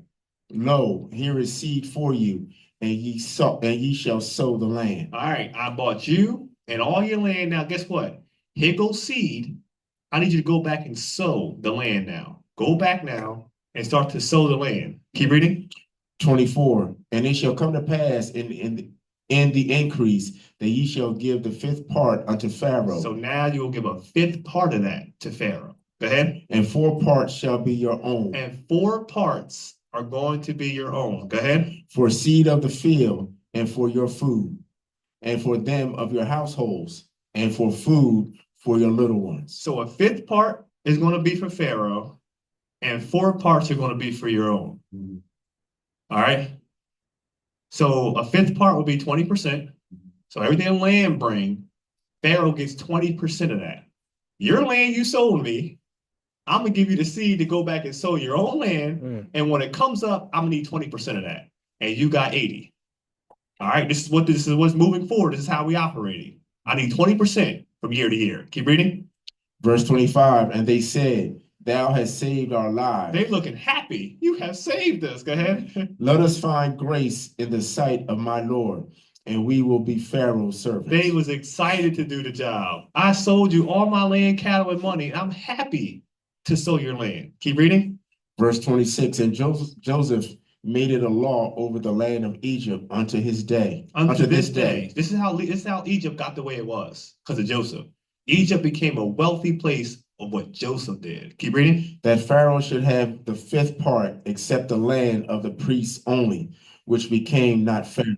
All right, so look at what we got here. So we have, if we break this down as something we can do today, we would do, so 20% is what Joseph have gave to, where's Maj at? Maj, could you scribe for me? All right, so they can see what we got going on. So now you can use this in your own house to help with your finances. But we just don't gotta give 20. All right, so if you got $1,000, you can write up there. Oh, it says grateful. That's what we should be. So you got $1,000. We're gonna break down the $1,000, and y'all can just do this over the course of what you actually have. And this works very well. So you got $1,000. You're going to do 50% will go to needs, and that will be $500. So this will be, if you keep this in mind, this will be your needs. So this will be your electric, your water, your gas, stuff you need to actually wake up tomorrow and survive. All right, so 500 in needs. Then you could do 20% will be wants. That'll be your Netflix, your Amazon Prime, any wants that you would like to have. So you gotta, whether you want some clothes, whatever that looks like, you have 20% for that. Then you could have your 10% tithes. Remember, we gotta take away, that's 200, yes, $200, yep. Then you could have your 10% for tithes. You gotta take care of the Lord's money, right? Because he gave us the 1,000. So 10% for tithes, and then you could have 20% for savings. And that'd be $200.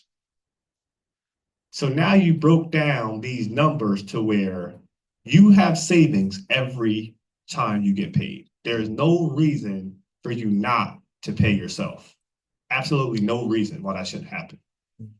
And within that, if you keep your needs and wants under control, everything else actually falls in place. It's when we got too many needs and wants where guess where it pulls from? God and savings. The two most important people on the list. Yourself and God is where it pulls from, right? So if we take these numbers and we look at what we have every week, every month, we can actually organize that and say, you know what? I do go out to eat 2 times a week. That's $50 a pop. That's $100. $100 a week. That means that's $400 a month.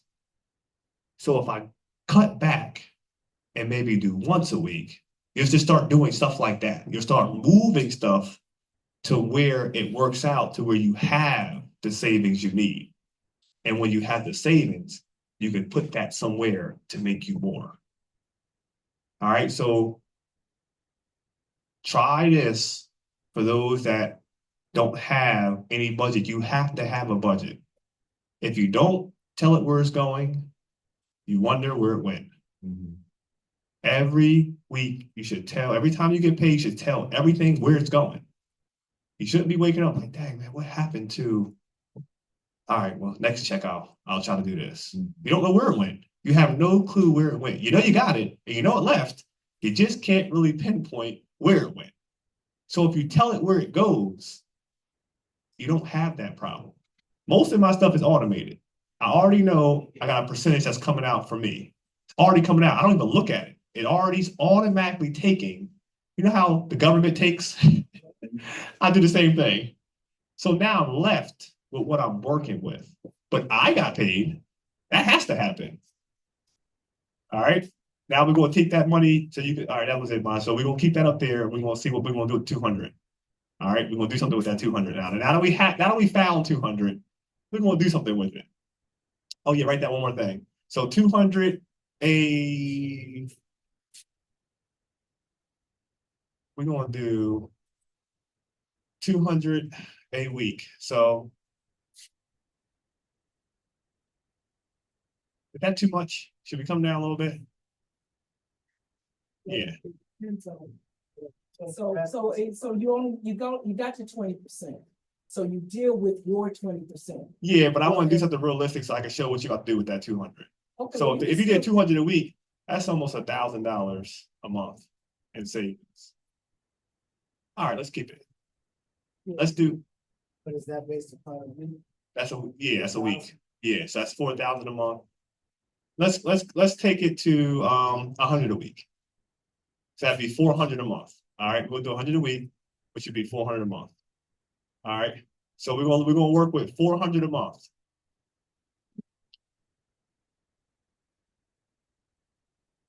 That's pretty good. Let me just do one more thing, Maj, while you're up there.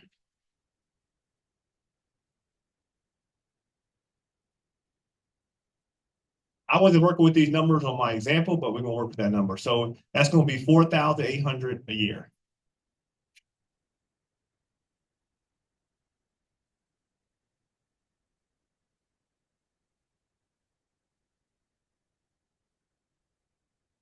All right, so look what the savings, 4,800 for the year. All right. All right, we're going to mess with those numbers in a minute. And then, like I said, you could do the numbers with whatever you make a week and just kind of back into it. All right, but look at what you can do savings-wise, just automating something, if that was the income, right? All right, so let's look at a couple more scriptures, and then we'll deal with that for a second. All right.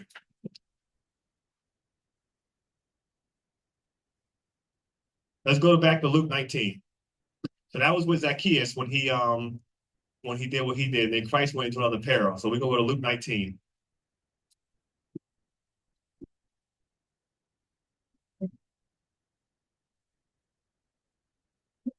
Luke 19, we're going to pick it up at verse 12. Luke 19 and 12. So for those online, we have $1,000 up there. We have 50% needs, 20% wants, 10% tithes, 20% savings. That came to 500 for your needs, 200 for your wants, 100 for your tithes, and 200 for your savings. Out of that savings, if that's a week, that will give us, I'm sorry, we went to 100 a week. Yeah. Just took 100. Yeah, we took 100 of it. So yeah, we took 100 a week, which would give us 400 a month, which will give us 4,800 for the year. All right.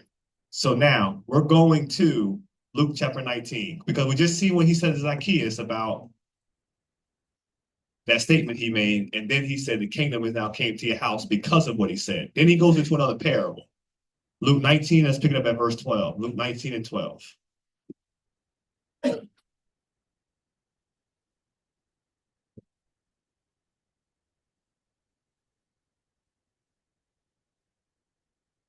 He said, therefore, a certain nobleman went into a far country to receive for himself a kingdom and to return. Mhm. And he called his 10 servants and delivered them 10 pounds and said unto them, occupy till I come. So he gave them 10 pounds. He said, occupy this until I come. It's the same thing he gives us, because we know what Brother Roland said earlier, it's not ours. He's just saying, hey, I'm going to give you something, be a good steward to it. But we know it is the Lord's. We're just watching over it. Same thing. Keep reading. Verse 14, but his citizens hated him and sent a message after him, saying, we will not have this man to reign over us. Service belongs to Linda. He's like, we ain't have nobody reign over us. Go ahead. And it came to pass that when he was returned, having received the kingdom, then he commanded these servants to be called unto him, to whom he had given the money, that he might know how much every man had gained by trading. So now he had distributed everybody a piece of money. And now he's coming back to say, I want to see what y'all did with it. I'm coming back to collect, in other words. Go ahead. Then came the first, saying, Lord, thy pound hath gained 10 pounds. He said, first one, Lord, your 1 pound gained 10. Keep reading. And he said unto him, well, thou good servant, because thou hast been faithful in a very little, have thou authority over 10 cities. Because you did that over little, I'm going to give you 10 cities. Keep reading. And the second came, saying, Lord, thy pound hath gained 5 pounds. Then his pound gained 5. Go ahead. And he said likewise to him, be thou also over 5 cities. Now you're over 5 cities. Keep reading. And another came, saying, Lord, behold, here is thy pound, which I have kept laid up in a napkin. Here goes your 1 pound you gave me. I gave it right back to you. It's wrapped up in a napkin. Go ahead. For I feared thee, because thou art an austere man. Thou takest up that thou layest not down, and reapest that thou didst not sow. I feared you, an austere man. You try to take up, you ain't do nothing for her. Try to take back. He's like, I ain't do nothing with it. Go ahead. And he saith unto him, out of thine own mouth will I judge thee, thou wicked servant. Thou knewest that I was an austere man, taking up that I laid not down, and reaping that I did not sow. You knew who I was. You knew what I required. Go ahead. Wherefore, then gavest not thou my money into the bank, that at my coming I might have required my own with usury. He said you could at least just gave it to the bank. Like you didn't have to go trade it. Even if you would have put it in the bank, I would have got something back. I mean, not today, that don't happen, but before that would happen. He's like, so you didn't do anything? So this is something he's trying to tell us. Like he's trying to tell us we have to do something with it. We got to put it to work to do something. He's saying, you know how I am. You know what I'm requiring. So a lot of us are lacking because we're not doing this part. He's saying, okay, you're faithful with little. Here goes more. Why would he give us more when we can't even handle the little? He's saying, because you're so good with it, I'm about to give you more. You're doing the right things with it. You're taking it and making it multiply. Here goes more. And here goes more. What happens is we receive it and we don't really know what to do with it. And now we turn around like, where's it at? Lord, I didn't do anything. He said, okay, I'm not giving you no more. This is why when people hit the lottery, they go back to their original status. Why? Because they don't know what it took to get that money. It was given to them. So guess what happens? I got to go back to where my mind can handle. So they go back quickly because they never had the mindset to obtain what they got. That takes a skill to make millions and to obtain it and hold on to it. You never knew that. They just gave it to you. So guess what happens? Gone. Now you're going back to what you can manage. $3,000. Now you're back in a position that's good for you. So we got to understand he's trying to tell us, I need you to do something with it when I give it to you. This is why it's 200 every week or whatever you have. We got to do something with it.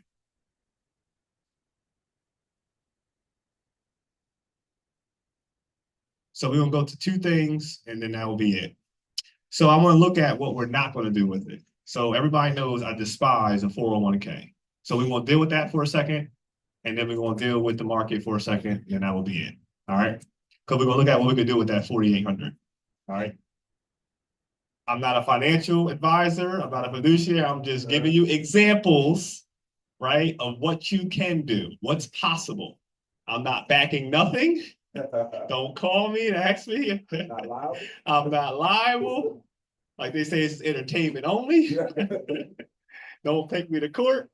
All right. So for the 401k, so I know state and government jobs has pension. Who has pension? Okay, so government people. That's excellent. I have no problem with a pension. What happened was that is no longer, unless you're working for the state, because the state prints money. So they'll give you a pension. But most companies don't give pensions because it requires somebody to be retired and you still on my books. You're not working for me no more. I'm still paying you. I'll just go bankrupt. But state jobs is excellent because they print money and the state gets money. So pensions are excellent. The 401k is what I have a problem with. And I'm going to tell you why, right? So we went over this last time, just more information. So all the younger people that are pushed into say, oh, you get 401k, we'll match. I'm going to tell you why it's a negative thing to do, right? Of why to stay clear from it. So the 401k came about because the companies didn't want to offer pensions no more. So they said, well, we got to do something because people are not retiring with money. So they came up with this 401k, which is highway robbery. But it was nevertheless, it was something that people can do that would put money away for retirement. All right. So I made a list of two things we can do and the difference between the two. So I'm going to go over these slowly and then we're going to look at a little bit about the market. All right.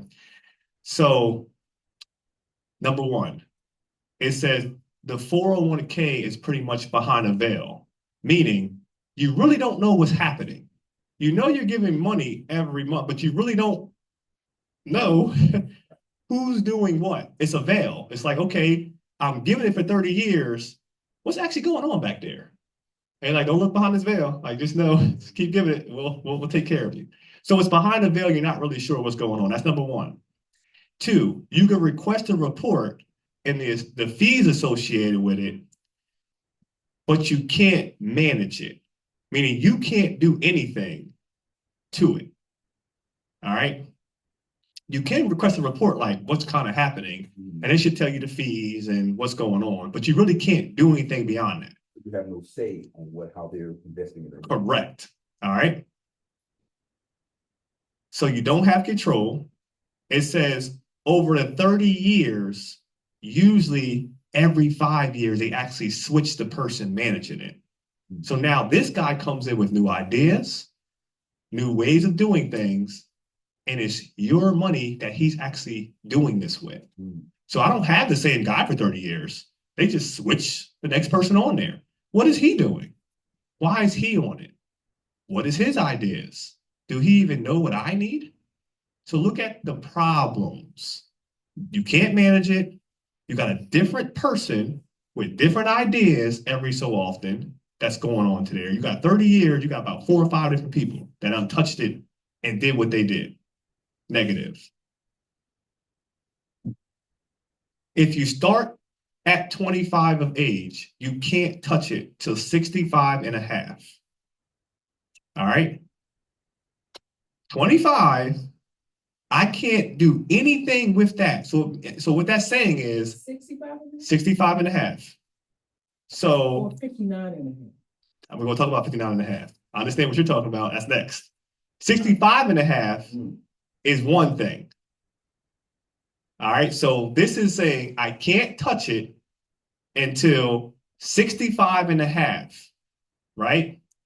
If you want it early, you can do 59 and a half, but that comes with penalties. All right. So I'm going to put this money for these years in a vault I can't touch it. I can't manage it. I don't know what's going on. And I got to wait to 65 to have any benefit.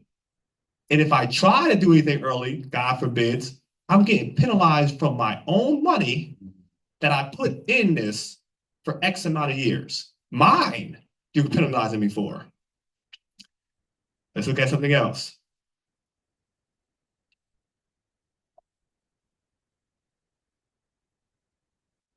So the only way you can get it out is if you roll it into an IRA or you quit your job. Two ways to come out of this vault. If you quit or you roll it. That's two things. Anything before that, you get hit bad. All right. You could take a loan against it, but it's a max of 50K. All right. You can take a loan against it, it's a max of 50K. Forget it. Your money again, there's a max, and you're going to pay back your money with interest back. So look at all the negativity we're talking about now. I'm giving you this for 30 years. I don't know what's going on. I don't know what happened. I can't touch it. I can't manage it. And God forbid something happens, I can't even do anything or I'm going to get hit terribly. So look at who's benefiting from your contribution. All right. Let's keep looking at a few things. They say that it's tax deferred, but they don't defer income tax, Social Security, or Medicaid. That's still taxed. All right. Now they're saying when it comes out or when you start to take it, you're at a lower tax bracket. But that's not a true statement because you're taxed about from the amount you take out. So if you got a certain way of living, that means I got to downsize to take out less to be taxed less. So I worked more and now I got to get rid of stuff just to pull out at a lower amount. So I got to go back to high school days to bring a tax thing down to that level. Get rid of my car, get rid of my house, down, and now I'll pull it out lower so I won't get taxed as much. And now I gotta live uncomfortable when that was the reason why I did this. All right. So we got no tax defer. You just pushing it down the line, and we already know taxes get worse. More people on government assistance, more people getting Section 8. And where do you think that's coming from? Got more legal people coming over. Where's that money coming from? So we already know it's going to be higher taxes, not less when I retire. By the time I retire, we know we're not going lower because more people are getting more assistance from the government. More people are getting on that. So that means more taxes. So to say that it's going to be a better tax situation later, that means I got to downsize for one, and I got to hope taxes ain't going to go higher. So we know that's not a true statement because taxes never went lower. All right. So we have, so Medicare is taxed at 7.5%. Your regular your income is taxed at 15.3%. And that's if you're self-employed, because we know the employer pays part of it too. All right. So it says 401k for ordinary income tax, you pay 37%. And if you're in New York, California, or all other states, you'll pay additional 10 to 15%. So because some states don't count it as income. When you retire, you don't count it as income. Those states count it as income. So you'll pay another for the certain states you live in. So look at how hard I'm hit. So this is why we used to do a retiring. You see, it's not going too good because they given a percentage of what they needed to live to even begin with. And now including all the taxes, they say you were going to be deferred. All right. Another thing that could be a horrible thing. You can wake up tomorrow and the market could be down 50%. What do you have back in that? What do you have to say if the market's down tomorrow at 50%? Who's going to make up? Where is the protection? They say that the 401ks actually produce a third of what you need of where you're at today. So it usually produces a third about time you're ready for retirement. All right. Let's see what else we got.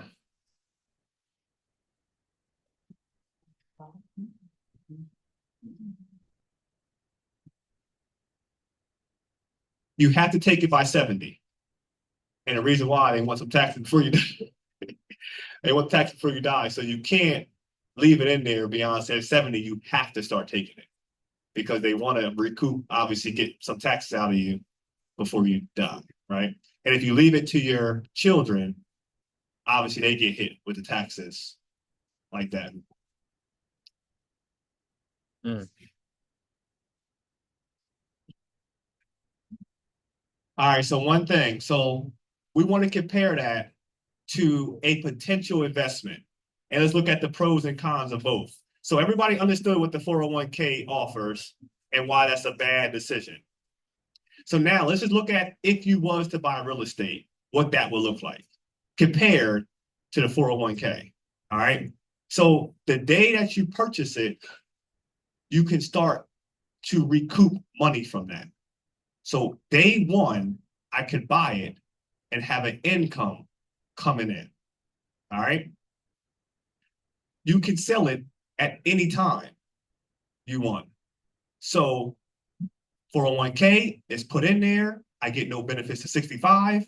I buy a property, I put it in there, I get something day one. So you see the difference between the two.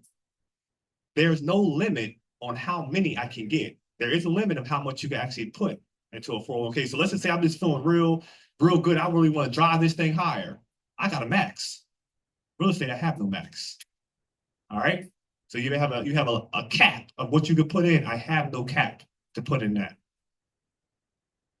You could potentially make that money tax-free, right? Pay no taxes because of it. So you went from getting hit to not paying any at all. The money you earn is taxed on capital gains. So you're really in a lower tax bracket. That's a real statement because I'm taxed different than income. I'm taxed on capital gains. What did it cure? That's a whole different tax. So already I'm at a lower bracket. So look at the comparison between the two. And real estate, I got day one, I got income on day one contributing. I got lower tax rate.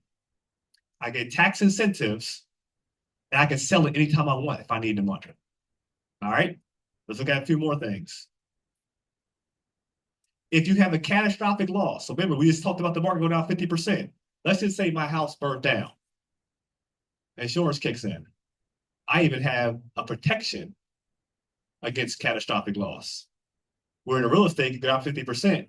Who's backing it? I'm just out of retirement.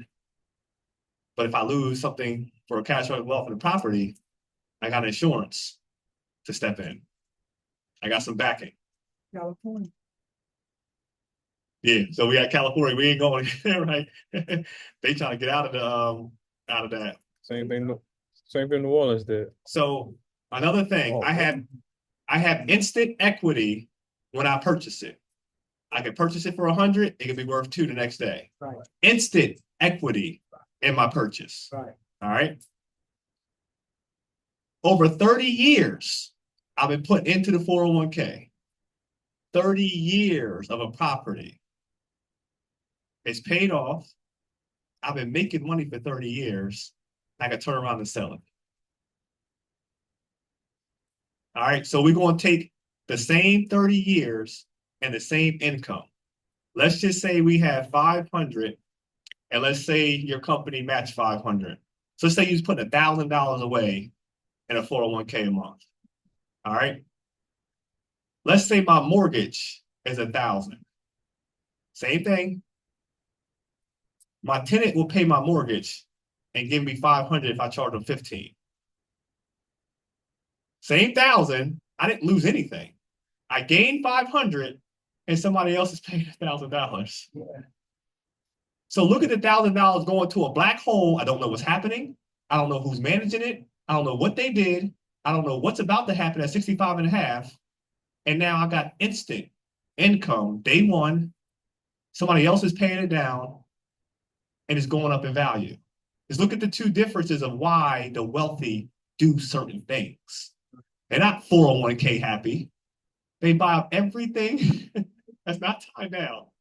And this is why, because they understand the difference between the two. A couple more things. So now I got 500 coming in. Somebody's paying my 1,000. Now I'm doing this over 30 years. 30 years, 500 a month. That's $6,000 a year. Over 40 years is 240K. So now, will a 401k give you 240K, mind you, not on top of I can sell it. Not on top, I could give it to my kids and they pay no taxes on it. Right, and you can raise the rent. And that's if I didn't raise anything. So look at the comparison of the two. I'm talking about one. That's only one house compared to a 401k for 40. Now think about I got 2, 3. You understand do you understand what's happening now with the numbers?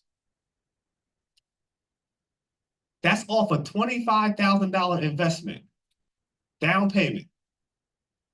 If I put $25,000 in a 401k, it's not going to yield me $240,000 over 30 years.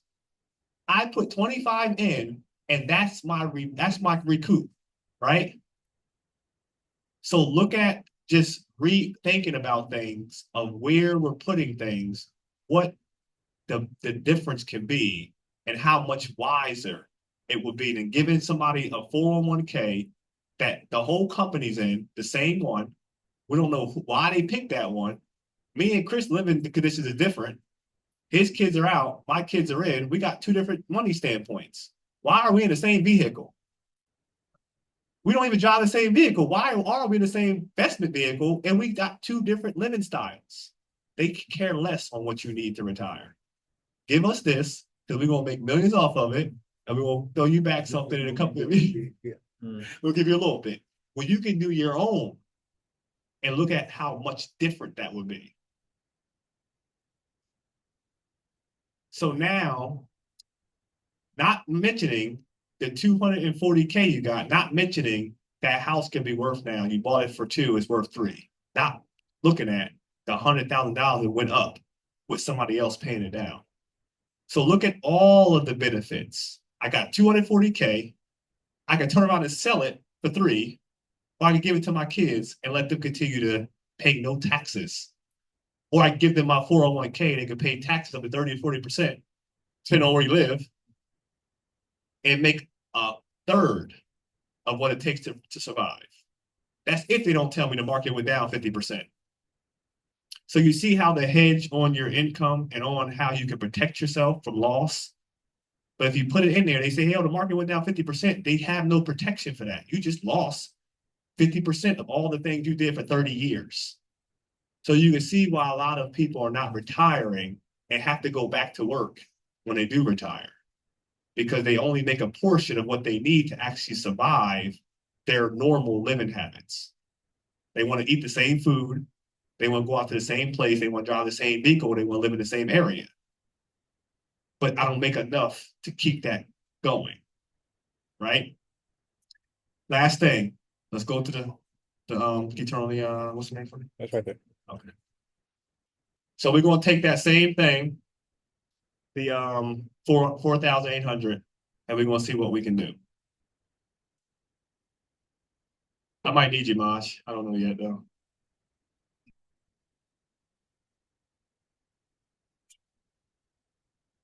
Internet is not working. Oh, internet's still jumping out? Internet's not working. All right, so I guess we have a problem with the internet the whole time, though. I don't know what's going on. Huh? Did he? Oh, really? Huh?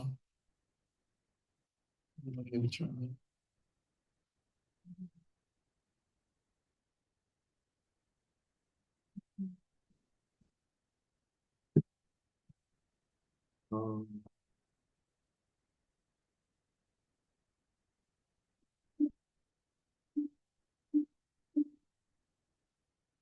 YouTube.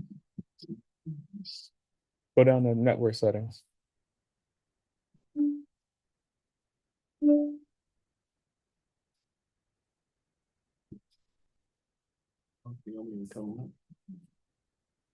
Yeah, we need the hotspot to pop up on there. Beach mama.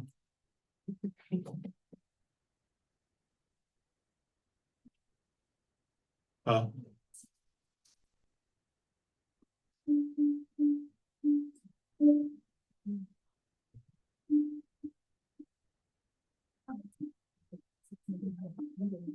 Yeah, you might have to turn it off. People to the hospital. Oh, no.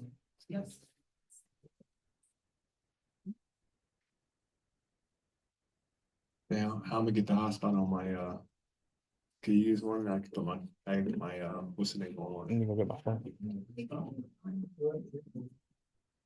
All right, so I can put my, computer on one. Where's my hotspot? Okay.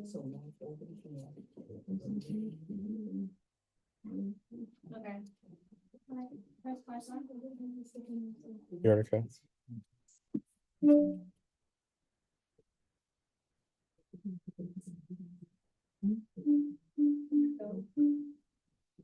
Change this password so I can make it easier.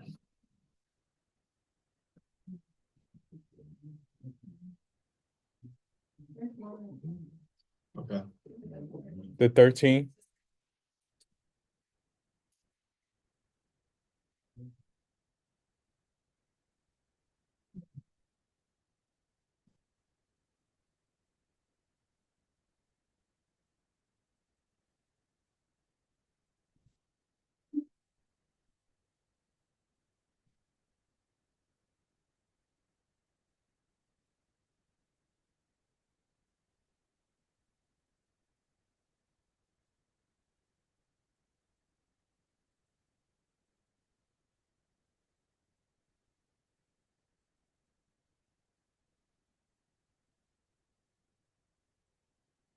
I didn't even know you could do that.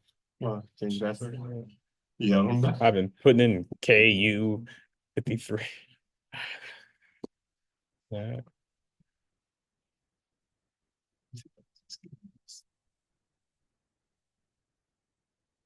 All right, so.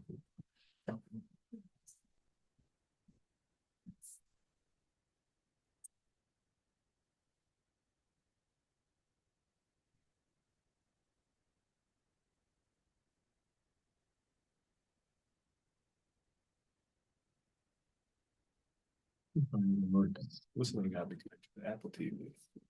Oh yeah, yeah, that's it. It's not gonna work. Cause the Apple TV gotta have it too. Oh, it's saying the internet from my phone too. What are you on? Are you on Wi-Fi? You gotta No. turn your what's the name? Oh, okay. Try Maja's. Try Maja's the 13. Code 13? Yeah.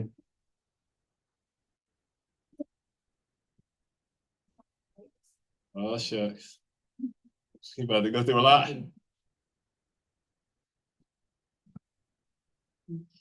Just that right there, not the arrow. UNT? Capital? No. No, she said no. Okay. Oh, no.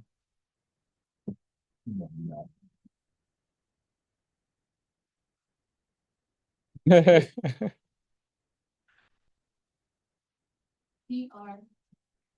P? EE. E? I'm fine. Space between that P and that S. I don't think that's okay.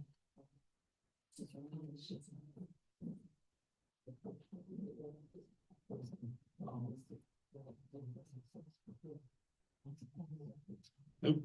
Between that T and Oh, the that's S. probably, okay. I think you have a space between the T and the S. Did I? Look like it. Please come back. Oops. I thought it was all together. I don't think he hit no space. Yeah, I hit this one. Okay. See? Yeah, it just Yes, that's it. yeah. This is done. All right, Just put it all on red. Go to the casino, put it all on red. See what happens. all right, so we'll do one thing on the board then, since I can't show you guys, so. Maj, I need you. Just so some people can have something they could do.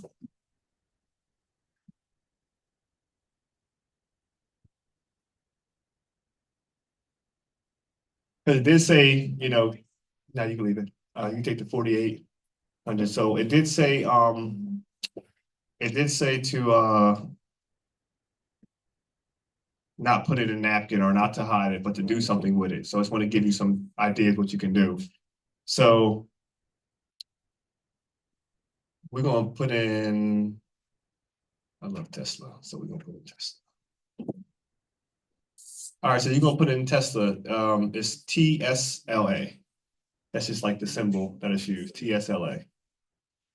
All right, so with TSLA, Yeah. This bigger? yeah, there you go. All right, good thing you said that. Give me a stock and the amount that you know of right now. I know AT&T, Okay, what is it? the ATT. No, I mean, what's the cost? How much I put in? No, just what's the cost of it? Oh, You don't know? Anybody have a cost without looking of any stock that would, no? 100? Oh, you like crypto? I dabble. Okay. Poquito.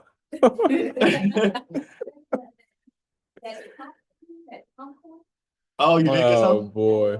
Did you? My wife was talking about that. All right, so on what we talked about last year, for those that just hearing for the first time, they have a 52-week low and a 52-week high, meaning over a course of a year, this is how low it's been, this is how high it's been. All right, this is over 1 year. You're gonna put for 1 year, you're gonna put the low at $151.61.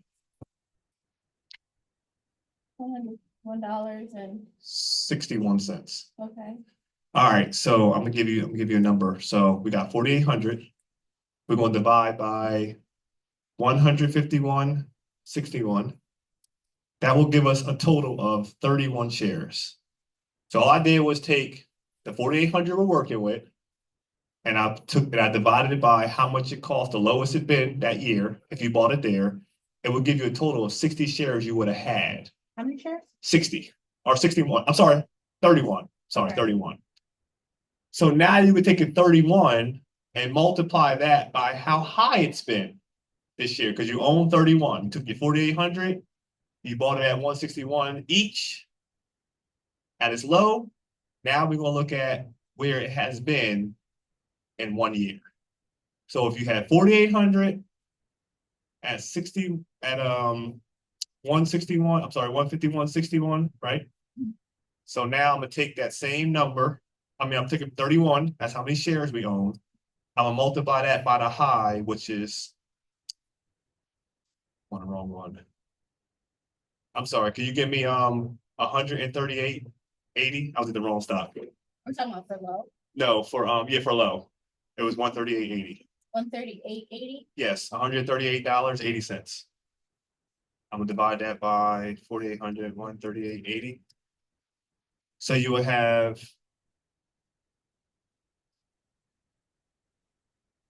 38.80. You would have 34 shares. 38.80, you would have 34 shares. I'm gonna multiply that by its high of $488.54. Even 34 times 488. Yes, 54.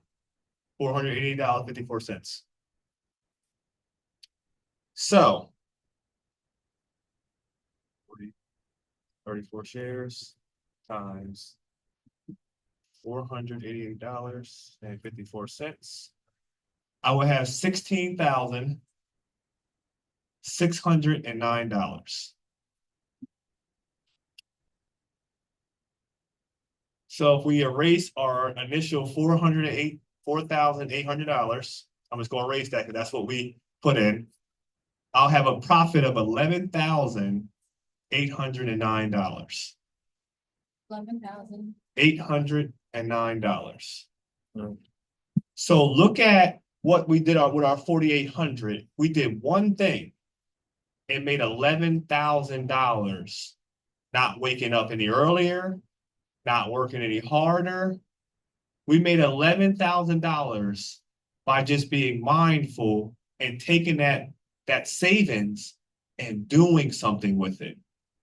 I want you to understand what you can do if put in the right place.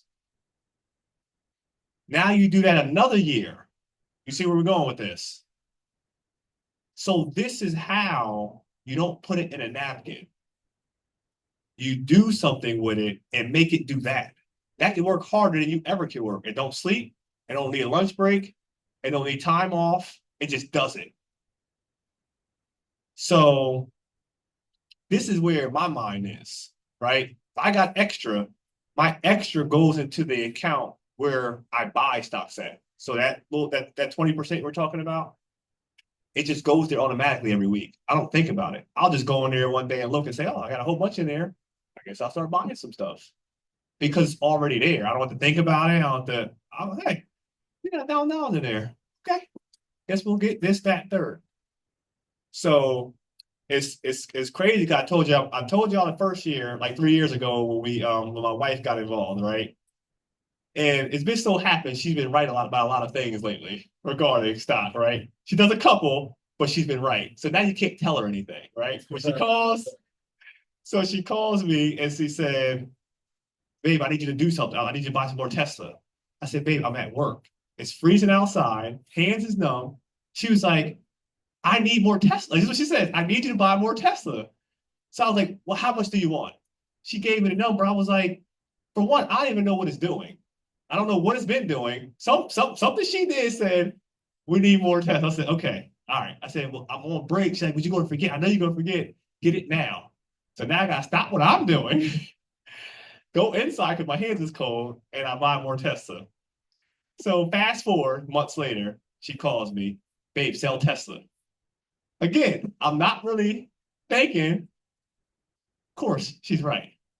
A whole bunch of more Tesla. Now I walk in the house, she got this look like shaking her, like, yeah, I'm doing it. Like almost. So now I've been buying stuff just because she's been telling me now. And I don't even move that way, but she's been right.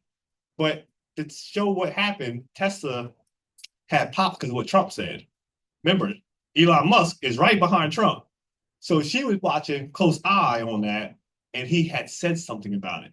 So the Trump effect said, Tesla's about to do something, and he's saying, I'm backing him.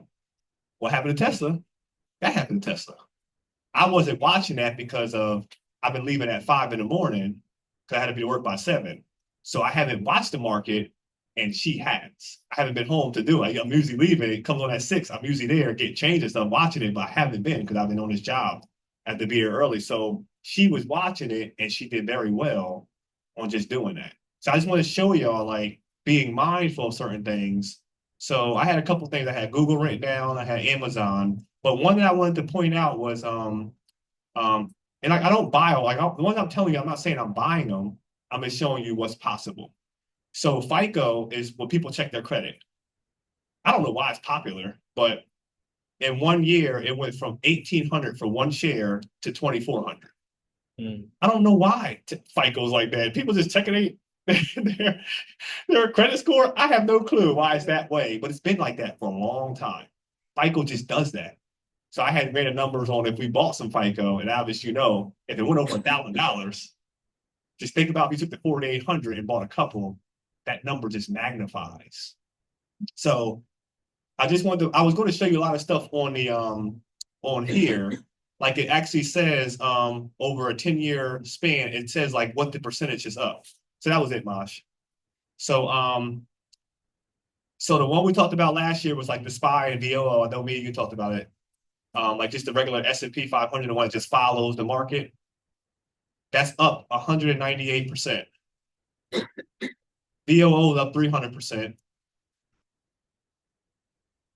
Apple's up 200%. Nvidia's up